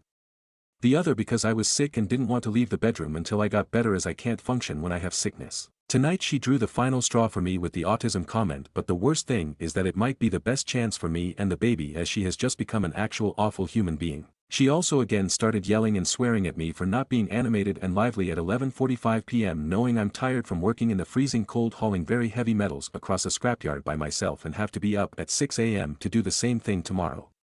I just don't understand where the hate has come from. It would make a little more sense to me if there was a pattern of the same behavior towards other people in her life, but nope, just me, which is why it's very difficult to not take personally. I don't make a lot of money and I know it is my job as a husband to provide. However, she knew this while we were dating, and since we got serious I took steps towards a career I could have in the future, and I am still in them steps now. But my treatment towards her since being pregnant can't be faulted. I have done everything for her that she ever asked. I've ran her baths, I've ran up and down the stairs for her whenever she's had any cravings, I've rubbed her back and feet every single night, I've done the nursery runs directly after finishing extremely tiring shifts for my stepdaughter because my wife didn't want to walk. I've done the housework, I've done the cleaning, I have done everything she asked, and yes, I will admit since the abuse started I have relaxed, but not abstained, from completing these tasks because my involvement seems moot when I am treated the way I am.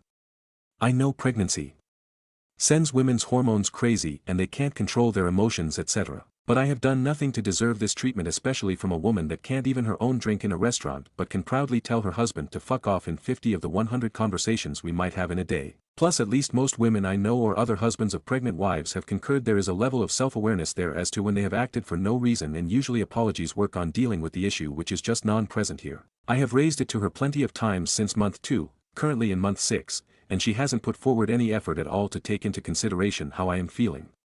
I'm feeling a crash out knocking on the door. Today she told me she's sick of me not looking interested anymore. I only have switched my mood up the past 3 days, and she acted as if I was an alien because I said it's hard to be interested when I'm doing everything you ask for but being yelled at and called a weirdo cunt every day. Please can someone advise me on anything I can possible do? I can't take it anymore, I need help. Stories number 13. Am I the jerk for leaving my cheating GF in NYC? I'm 19 years old, and my girlfriend, who's 18, had been planning a trip to New York City for months. We were both excited, after all, it was our first big trip together. The idea of exploring Times Square, strolling through Central Park, and visiting all the iconic spots filled us with anticipation. The drive to New York was filled with laughter, shared playlists, and talks about our future. But things started to feel off soon after we arrived. She seemed distant, always on her phone, and the excitement we shared on the road started to fade. One evening, while I was waiting for her in our hotel room, I decided to go for a walk and clear my head. I wandered into a nearby cafe and grabbed a coffee, trying to shake off the uneasiness. When I returned to the hotel, I saw her through the lobby window. She was with someone else, looking far too comfortable for my liking. My heart sank, and I confronted her right there. It turned out she had been seeing someone else before our trip, and she decided to meet him in NYC. Betrayed and devastated, I couldn't believe she would do this to me. That night, I made a tough decision. I packed my things, took the car keys, and left her there in the hotel. As I drove back home alone, I couldn't help but question my actions. Did I do the right thing by leaving her there? Should I have handled it differently? The drive back gave me plenty of time to think. Part of me felt guilty for leaving her stranded, but another part felt justified. She broke my trust and ruined what was supposed to be a memorable trip. Maybe it was harsh, but I needed to put myself first in that moment. Now, every time I think back to that trip, I'm reminded of how betrayal feels and how important it is to surround yourself with people who genuinely care about you. Stories number 14. I used to be a liberal who respected every religion, until now when I spoke to a Muslim guy. Edit, as a user commented, and I quote cause I feel the same. Yes, his beliefs are fucked up, but also, you asked. I honestly don't have a problem with religious people if they keep it to themselves. As far as I can tell, this guy isn't pushing his beliefs on anyone and isn't acting on them. You asked a person about their made-up fantasy world, why did you expect it to be not weird? Now the post original. He is educated. Believes he'd pursue Ph.D. or postdoc even. So of course I thought I should have no issues in associating with this person. Not gonna lie, I even had a little crush on him, but that's for another day. Today we were talking and I asked him about religion and stuff and religious sayings which were, obviously, was wrong in my opinion. Just a friendly chatter to be honest. I expected him to at least agree that there were some points in the text that were problematic. E.g., I began by pointing out polygamy is permissible for men. 4-wife system. And I said, isn't it equivalent to cheating while dating someone? He justified that. By the text, by giving me various explanations about stuff.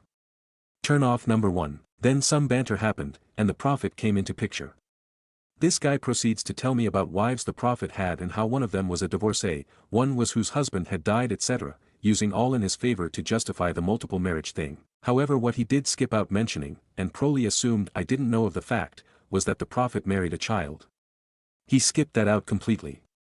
Maybe somewhere deep down he knew that was wrong and did not want to accept it. Then came marrying children. I asked what's the minimum age, he goes puberty. I said let's say someone starts their periods at 9. They are not mentally prepared to face marriage and birth in my opinion. He brushes it off by saying, although you can do it, but these days the state laws take precedence over Islamic law. Strange cause just a while back he had said Islamic law above state one, and goes on to explain how capping at a minimum age of 15 or 16 is fine. They are still kids, sir. And then he goes on explaining, isn't 13 the age in the West when kids start having sex anyway?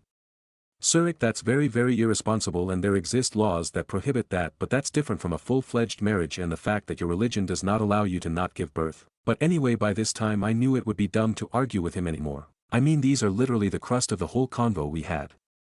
The more I spoke with him the more fucked it got. At one point I asked him, you believe I'd go to hell even though I've not done any wrong but not believe in your religion? He says, lesser hells exist, you're kidding. You'd go to a lenient one then?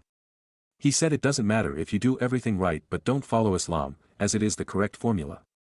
But if you follow Islam and write the correct formula, and later make calculation mistakes, as in commit crimes, that's forgiven and you'd pass. God, this man was educated LMAO. He justified pedophilia, misogyny in so many ways. At one point he even implied if not for the laws in my country he'd have tried to convert me into Islam. I used to dislike people when they hated Islam, to be honest. But the more I talk to him, the more I realize, they were right. I'm sorry to all of you guys. I really am. Islam is easily the most suffocating ideology I've ever heard of. The most fucked up anti-women thing that exists. Stories number 15. Caught a guy filming me in the gym, 19F. I've just left the gym slightly shook because I was on the abductor machine and I caught this guy staring at me. I stopped until he looked away and finished my set until I saw him with his phone pointed right at me and he was looking around as if that would make it less obvious. I had to be sure, so when he was doing his set I walked past and did indeed see myself on his phone, including a video of me earlier doing another exercise. Feeling very violated right now. I think he looked under 18, but I'm not sure. With the New Year's resolutions, there's been an influx of teenage boys in my gym and it's made the space slightly less welcoming. I'm not sure I know his face because it was kinda generic, so I'm not really sure what to do now. Edit. I've reported it and the gym is going to look back at the CCTV footage to figure out who it was. Stories number 16. I, 20F, am haunted by the things I did as a teenager. From the ages of 13 to 17 I was quietly very insane. I would do horrible things to myself and others. I would regularly seek old creepy men online, and travel long distances to strangers' houses, and generally put myself in dangerous situations. I would hurt my peers too. I egged one of my friends on to become anorexic, and I was very mean to another girl and feel partially responsible for her self-harm. Nobody knew I did these things because I was very secretive, and these things still weigh heavy on my mind. I still get memories of those situations I put myself in, or the things I did to hurt other people, and I feel very guilty. I've worked very hard to get my impulses and emotions under control, but this guilt stops me from making new friendships and connections because I'm always reminded of my teenage years. It hasn't been long enough since to forget and I feel like I shouldn't forgive myself. Edit. This post was intended as a confession to get it off my chest, but it seems to have hit a spot for a lot of people, either people who relate to me or people who were hurt by someone like me. I'm getting a lot of mixed advice. Forgive yourself or never forgive yourself, apologize or don't apologize, repent to God or repent to a therapist, this is normal or you're a psycho. I agree with it all. I want to be better, and to do that I want to look past myself and look at other people's experiences. But to the pedos, please stop trying to ask me for details about, what would you do with the old men, or, what happened at the stranger's house. I'm not indulging. Stories number 17. I'm blown away by how poorly most of Gen Z does in interviews, and at work. Context, I'm a 25-year-old, Gen Z, hiring manager for a small company. I've worked here for 8 years and climbed the totem pole from the bottom. Before anyone starts to jump me, we pay all employees a minimum 25 hours wage, plus sales commission and bonuses. We offer 401k plans, health insurance, and most employees make between $27 to $32 hours, and they all get at least 6 weeks of PTO. Our industry is seasonal and lucrative, and the work involves a lot of outdoor manual labor and mechanical skills, but no one is overworked. Our crew is mostly men, ages 19 to 32, all unmarried, no kids. I say this to make it very clear that our company philosophy is employees first, and the whole minimum wage, minimum effort slogan that gets thrown around absolutely does not apply to this situation. These are mainly college kids working during their time away from school. Moving on. I've been in a hiring and supervisory role for 5 years, and each year, I feel like my applicant pool gets less and less professional, despite wages rising each year. As stated, most of my applicants are a little younger than me, Gen Z, and it is a rough ride trying to transition them into the professional workplace. It's not even that they lack experience, they lack common sense. I had an interview today with a younger gentleman who told me that it's perfectly reasonable to be 5 to 10 minutes late to work without receiving any kind of reprimand or conversation from management. Whether or not you agree with him, it's common sense that that's not a smart thing to say in an interview. But he didn't stop there. He carried on to say that he puts mental health above all else, and if he feels like he can't come into work, he won't, and he'll call out the morning of. Again, regardless of whether or not he's right to feel that way, it's a terrible way to represent yourself as a candidate to a recruiter. As an employer, all I could think was, this guy is completely unreliable, and he's going to screw his coworkers over if I hire him. Not to mention he was wearing a hoodie and sweats to the interview. I don't expect a business suit for a blue-collar job, but dude, seriously? We couldn't clean up even a little for the wage you'd be earning. These behaviors are noticeable across the board. Younger people seem to think that being on time is optional, and that it's acceptable to call out of work over a stomach ache 10 minutes before our call time. I even had a former employee raise his voice at me and the owner when we fired him for being late, after we gave him 9 write-ups for tardiness within 4 months, and told him if he was late one more time, he would lose his job. He seemed genuinely shocked that we followed through on our threat, and when he was done yelling, immediately started begging for another chance, saying he'll never be late again. Talk about insult to injury. You mean you could have gotten your act together this whole time? He got the boot anyway. He was barely over 21, no college education. I don't want to sound like a boomer, but the entitlement is honestly astounding, and I'm sick of having to hold these kids' hands and explain to them that work is not like school or a hobby. You actually have real responsibilities that affect other people, and you have to fight for your job. Because the job market is tough right now and you have a damn good one, but you're too young and spoiled and even realize it. There are people who have children and debts and mortgages, while you're living with your mom and dad making twice as much and playing in my face. Of course I have superstars. It's clear some of them were raised correctly and come into the workplace with a well-adjusted work ethic that makes them easy to collaborate with, depend on, and reward. But it seems 4-5 I regret hiring and training. They're just completely unfathomably out of touch. I'm exhausted. Stories number 18. AIO recently married, baby on the way, and she just shared she's had genital herpes for 10 years. Me, M28, and my recently married wife, F26, met in college and we have been together since 2017/2018. We are expecting a baby in August and she's been very particular on wanting C-section versus a natural birth. I am 100% supportive of whatever decision she wanted to make since she's the one doing the delivery and it's her body. Fast forward to today, we were having a great night. I made dinner after a long day at work, and after she went to the bathroom and sent me a long text about finally wanting to tell me she has genital herpes and is telling me because I've been asking what her thoughts are on the birth plan. I feel lied to and betrayed and am reasonably upset. I don't think I've had any symptoms and haven't noticed anything on her while we've been intimate. After doing research I've learned it can be dangerous for the baby, which is my main concern. Am I overreacting because of the stigma with STDs, or is this not a huge issue and something to move past? Update. I spoke to her and told her how betrayed I feel. Her reasoning is she was scared and claims if she told me then we wouldn't be together. I almost lost it at that. To have my decision taken away because of her choice, I can't even express the words. My prime concern is keeping the baby healthy. I told her I want proof of the original test results and she said she doesn't have paperwork. At this point I'm demanding both of us to get tested, but we'll have a lingering thought of if it was 10 years ago or when it was contracted. We have our 17 to 18 week appointment tomorrow and I was so excited to go as I've been to every appointment, but I can't even look at her at this point. Stories number 19. Aita for not talking to my dad after finding out he got remarried through a TikTok video. I, 25F, stopped talking to my dad after discovering he got remarried when a video from his wedding showed up on my TikTok For You page. My parents were married for 22 years before they divorced in 2021. Growing up, my family wasn't perfect. I witnessed them argue frequently, but I never imagined they'd actually separate. In the last few years of their marriage, things seemed fine, or at least that's how it appeared to me. However, I moved out at 17, so I guess it was harder for me to see the full picture. In 2020, I moved to London to pursue my master's degree. A year later, my mum called me in tears to tell me that she and my dad were getting divorced. She said he had packed his bags and left. I was thousands of kilometers away at the time, but as soon as I heard the news, I booked the next available flight to be with her. Before flying home, I called my dad. Honestly, I don't even remember what I said. I was crying, yelling, and asking how he could do this to us. I don't recall much of his response, but it was not a good conversation. When I got home, my mum also told me that he had taken $30,000 in cash that was meant for my wedding and my long-term visa in the UK.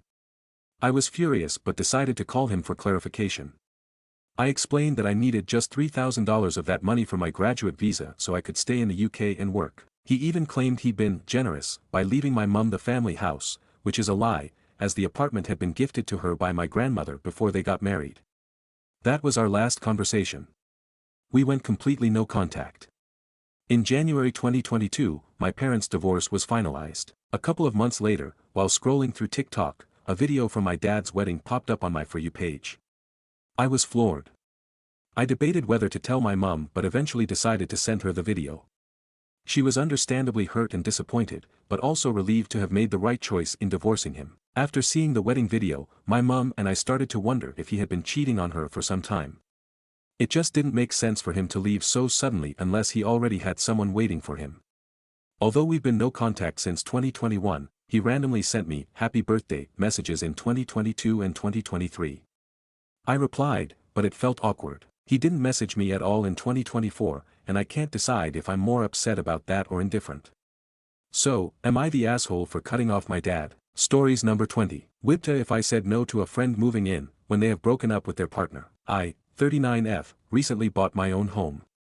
I relocated back to my original hometown as the city I was living in was too expensive to rent solo, let alone buy in. It took me a few years to finish saving and find my home, a small 2-bed, and I couldn't be happier finally having my own space. My friend, 39F, has recently moved out of a house share and in with their partner. They have quickly split up and my friend has ended up back at their parents in a different part of the country. During their time in the last house share, my friend was pretty critical about their flatmate. Every little thing was blamed on the other person, too many belongings in the house and not enough space, the place wasn't kept clean enough, the utility bills were too high. I've known this friend for a long time, nearly 2 decades, and I know that they have never been very clean or tidy. A lot of stuff in the last place belonged to them and the utilities was nitpicking. We're talking 50p over the usual split between two, they both work and could more than afford this. Previously, my friend had suggested moving in with me when I first bought and I deflected this by offering a place to stay from time to time when they wanted to get away from the flat. My friend is coming to hang for the evening, and I suspect given the new circumstances they're going to ask to move in. I had to cancel the last time we were meant to meet due to work and they've been very on top of rearranging, which is really out of character. You can't usually get a response for months at a time to a single message. As mentioned, I do have a 2-bed house, but the second spare room is actually my office. When I relocated my work allowed me to go remote. And while I have friends stay in there at the weekend and put a friend up for a few weeks while a mortgage delay was sorted, generally the sole use of this space is my work. If I'm honest, it isn't just the time frame for them potentially staying, which would be a lot longer than a few weeks. We work opposite hours, day versus night, and over the years my friend's behavior has become a bit different. They lie about very odd things, for example claiming they are a redhead when clearly blonde, to suddenly having really general medical conditions, stomach issues, allergies, etc., and acting as if they have always had them. I worked so hard to gain my home and it's a little sanctuary for me. But a part of me feels guilty about the prospect of saying no as they are in need, and I'd like to think people would help me out if it came to it. I also can't shake the feeling that saying yes to this would be a terrible decision for myself as I'd be at risk of becoming the focus of their negative behavior. So whipta if I told my friend no, if they asked to stay. Stories number 21. Wore makeup for the first time in my life and the difference in the way people treat me was shocking. So I am usually tomboyish and don't ever wear makeup. One of my friends is practicing her makeup skills and wants to get into the business, also nails lol, so I let her do it on me.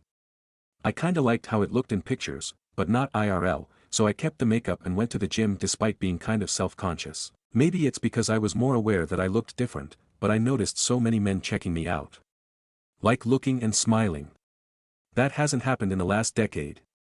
And 2 people talked to me.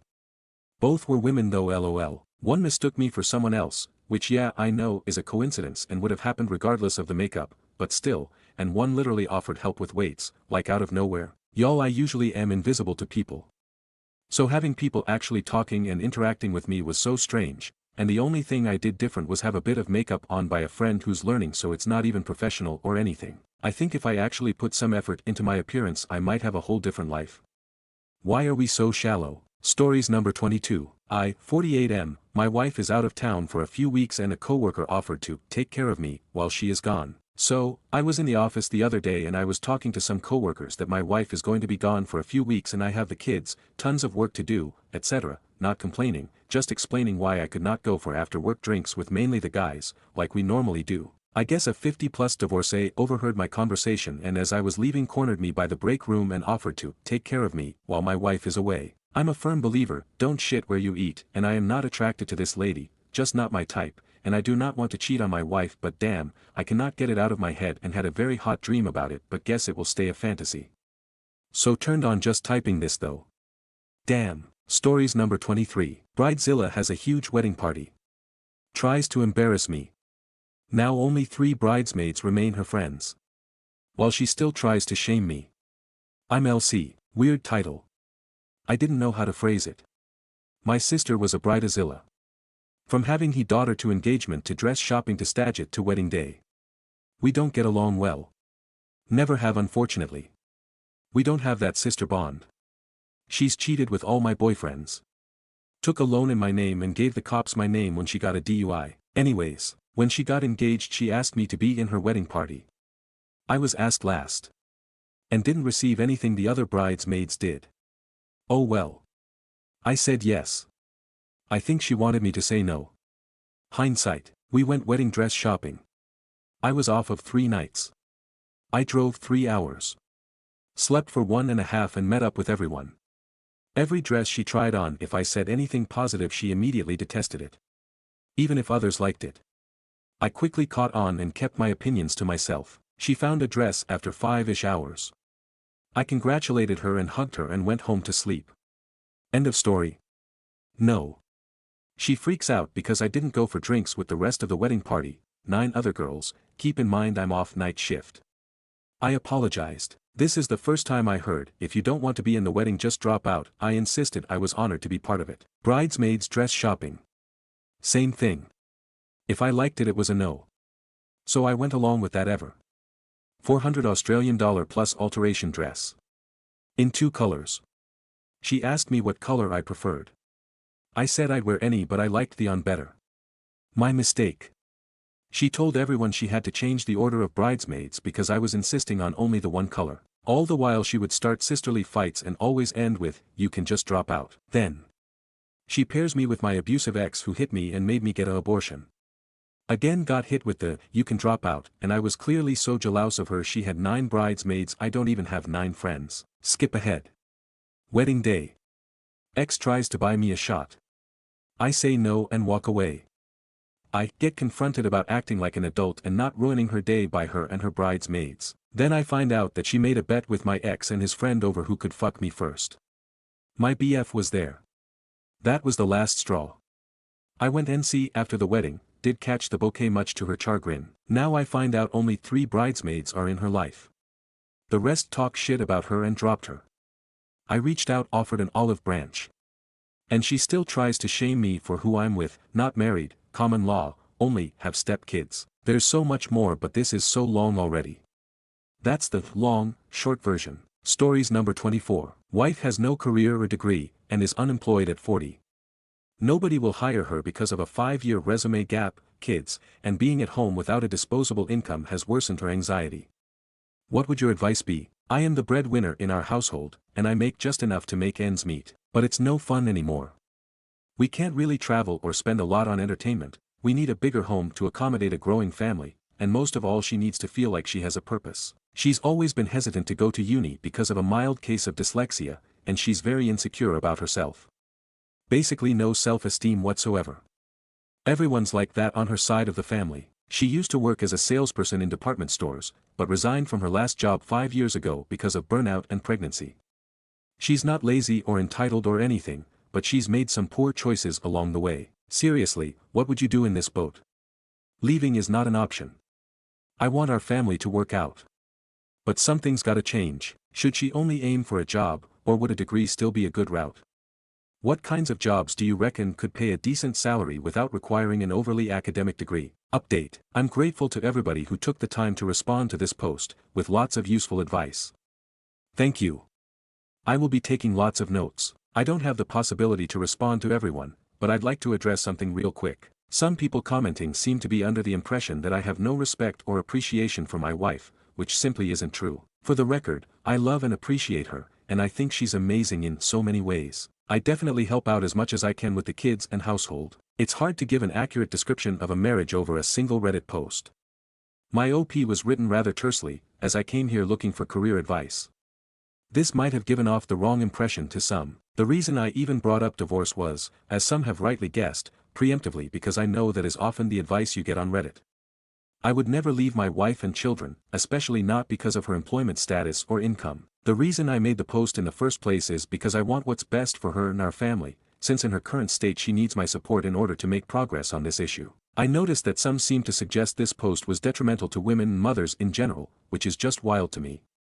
Sorry, I guess. Stories number 25. Aita for not helping my daughter. My daughter, 22F, went NC with me 2 years ago. Before this happened, I was warning her about this guy she's dating who is full of red flags. He love-bombed her and isolated her from her family and friends. She dropped out of college despite my pleas to reconsider. She decided to move in with him, and since then I never heard from her directly, but she would often ask my family member to ask me for money. Last thing I heard about her is that she has 1-year-old twins and her life is basically falling apart. The love of her life turned out to be a monster and she's working 2 jobs to keep her family afloat. The friends she abandoned are now done with college and starting new careers in corporate while she works at a dollar store and Uber. A family member showed me a screenshot of my daughter's FB post basically calling me an asshole for not stepping up and helping her. She also ranted about me not supporting her to finish college unlike her friends' parents. I don't have much extra money and I am saving for retirement. She dropped out when I begged her not to, plus she also blocked my number. She knows where I live but she never attempted to drop by. Aita for not reaching out and offering help. Comments. Commenters 1. NTA, she cut you out of her life, she got her wish. Commenters 2. Well, she got what she wanted. She lives with her beloved and she is the one who broke off contact. She didn't give a damn about you. She pay for stupidity. NTA. Reply, yeah, she did not give a damn about me. She only lives 10 minutes away but never ever dropped by to say hi yet expects me to touch my life savings to help her out. I am thinking, I could run out of money helping her and when I need help she won't be there at all. Commenters 3. At 17, I left home and at 19 I got married to a much older man. Then I moved states. I always kept in contact with my family.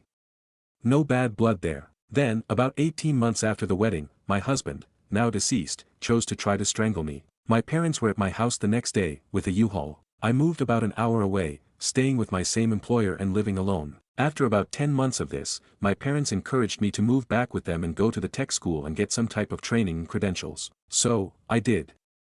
I was super grateful for the opportunity. I went to tech school full-time for 6 quarters and graduated with honors in electronics. While I was still living with them, I got a job at a local pizza joint where I could just work on the weekends.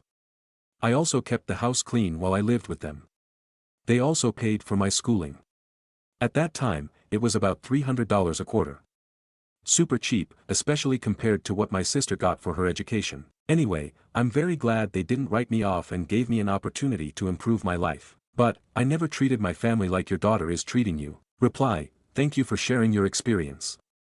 Before she dropped out, she was living with me and just like your parents, I was paying for her tuition.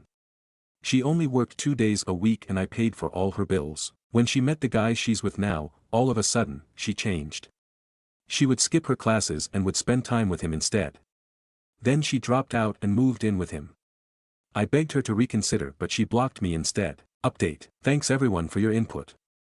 I sent a message to my daughter via a family member on FB and my son and they both came to my house last night for dinner. I told them it is an open forum where we can air our grievances against each other and from there we will sort it out. Daughter hates me for not trying hard enough to reach out to her when she moved in with her BF. She also hates it that I never tried to accept her BF. My reason is that she decided to drop out and be an adult and I felt disrespected by hurtful things she said and by blocking me, I got the message she does not want me around. I can never accept her BF. He cheated on her many times and he does not work. I am disgusted. Son hates me for not giving him the extra money I had saved for the rest of my daughter's college. And he also said, if I didn't want to give it to him, I could have given it to her when she got pregnant. My reason is that I paid for his college too. Since my daughter did not finish, whatever extra money I had saved for her tuition, I moved it to my retirement savings. Why would I give it to him when I already paid for his too? He graduated with 0 student loan. Also, why would I give it to her just because she got pregnant? Being an adult means you are responsible for your decisions. Me, I am disappointed that my daughter dropped out, moved in with her BF, got pregnant, and now living a hard life. I told her I worked my ass off to give her a good life and that she was my little princess. I never wanted her to experience hardship in life but she chose this life and this is her reality now. I'm disappointed at my son for cutting me off and disrespecting me when I tried to reach out. All in all, we were civil. But they suggested that I get a reverse mortgage so they get their inheritance early and that would help them buy their own house. I said I will think about it. Comments. Commenters 1. Ah yes, the classic, let's air grievances so we can hit you with new ways to disappoint us strategy. You're not the for standing your ground, but let's not sugarcoat it, your kids are treating you like an ATM with a guilt trip feature. Daughter expects you to welcome her chronically unfaithful, unemployed boyfriend with open arms, while son seems to think extra money means my money now. And the cherry on top. They want you to risk your financial security so they can buy houses. Bold move, considering their track records in adulating. You've done your part. You funded their education, or attempted to, reached out despite being blocked, and hosted them for this dysfunctional dinner. If they want to play the "you're a bad parent" card, remind them that being a parent doesn't mean you're obligated to enable bad decisions or jeopardize your future. Keep that retirement fund intact, sounds like you'll need it for peace of mind. Commenters 2. This was a hostage meeting. They're withholding contact and affection unless OP pays them off. Having your college paid for is a freaking gift most kids would be grateful for, but the son is mad at dad because 1. He didn't get the balance of his sister's college fund, and 2. Some weird convoluted grievance on his sister's behalf. It's all about the money. If they got it they'd still be low contact with me NTA. Commenters 3. LOL fuck them. They're already talking about getting inheritance from you, i.e. you dying. Entitled little shits. I wouldn't give them anything. Reply, yeah that's very entitled. Also I am only in my early 60s. My house is paid off but getting a reverse mortgage is risky. Commenters 4. Don't do it at all. You have paid off that house with your hard work. Only to go into debt again. Come on. Reply, yeah I am not going to do it. Their reasoning is that boomers had it good since we can afford a house. Commenters 5. Well, they need to get it through their entitled as fuck brains that they had it great to not start off with massive debt from college. Not just him, but all of us, please, for the love of our future self, don't touch a reverse mortgage. Those things are like financial quicksand, the more we need it, the worse it gets. It's basically a sneaky way to turn our home into a loan that we'll never fully enjoy. The house might go up in value, but guess what? We won't see a dime of that sweet appreciation. Honestly, this isn't the financial hack he think it is. Maybe it's time to make peace with his kids' life decisions. Back when I was their age, I didn't think I'd ever own a house either, and I even had a fancy degree to show for it. Commenters 6. Oh hell no. You paid in full for your son's college, but that's not enough for him. She ignored solid loving advice and cut you off, and she thinks it's your fault for not reaching out to her. So you should jeopardize your future to benefit these greedy, immature, and selfish people, who will absolutely not be in a position to help you should you need it as you age. It's hard for a parent to refuse to help, but you must. You have done more than enough, and they have to grow up. Reply, her reasoning was, parents should let the kids make mistakes and then help them pick up the pieces. I said hell no. My duty is to make sure you don't make life-altering mistakes. She said nobody is perfect and people make mistakes and is part of life. Ugh. Update, 6 days later. Once again, thanks everyone for your inputs. I messaged them both and informed them that I will not be getting a reverse mortgage. I enumerated the cons and told them there's no way it will work for me. I have to maintain the property according to their strict terms. High fees and costs, reduced home equity, and in case I need some money for myself, I won't have much left. My son said he understands but asked me if I can withdraw some from my 401k. My daughter threw a fit and accused me of not caring about her and my grandkids. To be honest, I have not even met my grandkids yet. Right now I am putting myself first because it is clear that none of them have my back. I also got text messages from her BF, basically calling me greedy and that I am doing this to punish her for being with him. I admit that maybe if she wasn't with him, I'd at least help her get back on her feet. But knowing that she is with him, there's no way I'd give her anything. Comments. Commenters 1. You have 2 greedy kids. Time for them to grow up and take responsibility for themselves. Quit bailing them out. They can get jobs, save money and pay for things themselves, like the rest of us. Commenters 2. I'd go with sperm beneficiaries. They don't behave like OP's kids. They don't care for OP in any way. Time to just move on. Commenters 3. NTA, why are you even entertaining helping either of them? They are no longer children. Let them sink or swim on their own. They look on you as an ATM. Nothing more. Advice, tell them both to go pound sand. Stories number 26. Aita for refusing to support the lie my brother told his in-laws to make his marriage possible. I, 27M, have an older brother, 31M, who is planning to marry into a family that wouldn't accept him if they knew his real background.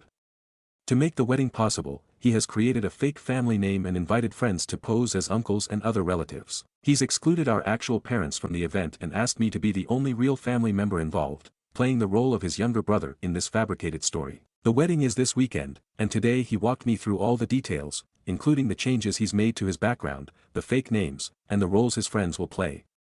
During the conversation, I told him I wasn't comfortable speaking much, or at all, with the people involved because I don't feel right being part of his elaborate lie. I understand he's doing this because his wife's family wouldn't accept the marriage otherwise, but I'm struggling with the idea of being complicit in his deception. Aita for being reluctant to participate in my brother's lie. Stories number 27. Aita for dancing with a male performer at a brunch event, causing my husband to get upset and ask for a divorce. I, 30F, went to a brunch event with my husband, 31M, that a friend hosted. It was a lively gathering with entertainment, music, and performances. At one point, the entertainment turned into a salsa performance, and the dancers began involving the crowd. A male performer approached me and asked if I wanted to dance. I thought it would be fun and light-hearted, so I agreed, not realizing it would include him carrying, swinging, and dipping me as part of the salsa moves. It was very brief, and I just went along with it because I didn't want to be rude or cause a scene. When I sat back down, I noticed my husband looked visibly angry, but he didn't say anything at the time. Later that night, he told me I embarrassed him in front of everyone. He said that I completely disrespected him by dancing with another man and that it shows I don't know him or care about his feelings. He was so upset that he said he wants a divorce. To me, it was an innocent interaction. I didn't think accepting a dance during a public performance would be such a big deal, but I never meant to hurt or disrespect him. I now feel conflicted because while I think his reaction was extreme, I also don't want to invalidate his feelings. So, Reddit, Aita for agreeing to dance with the performer and upsetting my husband. Edit new progress, he said he is so hurt by my dancing and can't stop picturing that, so he wants to hurt me equally and break me. So from the comments, you guys know that we married quickly after meeting. Around 2:00 a.m. last night he came into the room and said, "You know, I was dating a very pretty girl 2 weeks in parallel and the deciding factor to choose you for money. You had money and I needed stability in my life.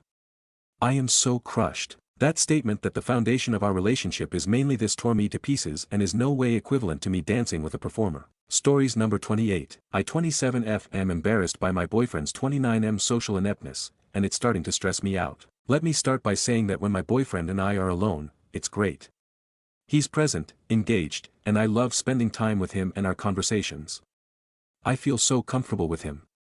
More so than any other person in my life. We share similar interests, and we genuinely have fun together. I love him, and in those moments, it feels perfect. But things change when other people are around. For lack of a better word, he embarrasses me. We've been together for 7 years, but he's only met my family a handful of times because I'm constantly stressed about how he'll behave. When we're with others, he says things that make me cringe. He engages in political talk when it's clearly not the right setting, monopolizes conversations, can't seem to read the room, and constantly makes everything about himself. For example, if someone shares a story, he'll immediately turn it back to something about him without realizing it. He even forgets basic manners sometimes. He will talk the same to his friend versus my mom, for example. The worst part is, he doesn't seem to realize he's doing it. I've brought this up multiple times, and while he always apologizes and says he doesn't notice, it keeps happening. It feels like a never-ending cycle. At this point, I'm starting to feel stressed whenever we have to socialize as a couple, and it's making me question if I can deal with this for the rest of my life. I don't know how to bring it up in a way that might actually lead to change, or if that's even possible. Has anyone else dealt with a similar situation? How do you handle this without hurting your partner or feeling resentful? Stories number 29. My boyfriend says if you love me then you will have to convert to Christianity. So, we've been together for 6 years now and known each other since 10 to 12 years. Because of family pressure, had to disclose that I have a boyfriend, and same from his end. Now, we are planning to get married in 2025. Our parents have met each other and they are moving ahead with the marriage and stuff. I'm a Hindu Marathi, and he's a Malayali Orthodox Christian. But here's the thing, he feels that once we're married and I move into his house, I should follow his religion, because his family might make things complicated otherwise, old sauce bahu, in-laws drama and all. I love him, and I know he loves me too, but it's tough to get him to see my side. He's saying that after marriage, I should cut down on my Sanatan practices, like going to the temple, and start going to church instead. I don't mind doing that, but conversion? That's a no-go for me. Now I really don't know what to do, how to act. Our families and relatives are aware about the relationship. It's scary and shocking at the same time. Guys, I really need your suggestions on this. Stories number 30. Neighbor continues to trespass after being asked not to. My neighbor and I went to high school together but were not friends during that time. I thought it would be cool to have a neighbor I know next door, but I was wrong. He is an entitled jerk who thinks it is okay to walk through my yard, drive his lawnmower and dirt bike through my yard whenever he chooses. I live on a corner lot in a subdivision and he is next to me. I am a single female in my late 40s and he has made several comments to me about how I must be rolling in it or have family money to afford my house. He has also asked me multiple times if I even work, which I work from home. I park my car in the garage so he has no idea when I'm home and when I'm not. He works for a company that allows him to drive a company-provided truck during the day. For some reason he refuses to park in front of his own house or anywhere near it. All the houses in this neighborhood have Ring doorbell cameras, so I suspect he doesn't want it shown on camera that he came home during the day. Before all the houses were built, he used to park on empty lots behind his house to come through the backyard. But now he parks on my side of the street, right next to my driveway, and walks through my yard each time. My dog goes insane every time he does it. Since I work from home, this is disruptive if I am in meetings. I have asked him, for this reason, several times to not walk through my yard. He continues to do so. Our HOA is not fully set up yet since we are a new neighborhood, but I have complained several times to the builder. I have walked out and confronted him several times during the incidents and calmly asked him to stop. Today, he did it again and I'm sick of it. I wasn't able to catch him, but walked outside right after he got to his truck. He saw me standing in the yard giving him the look and drove off. What can I do here? I don't want to cause more problems, again, single female, but I'm sick of him taking advantage of me and thinking it is okay for him to walk through my property. Edit, I am putting a tall fence in the backyard this spring. The front yard I considered a shorter, more decorative fence just on the side of the property where they live. I have multiple cameras and have set them all to say, "You are currently being recorded," when a person is detected. This has not deterred him whatsoever.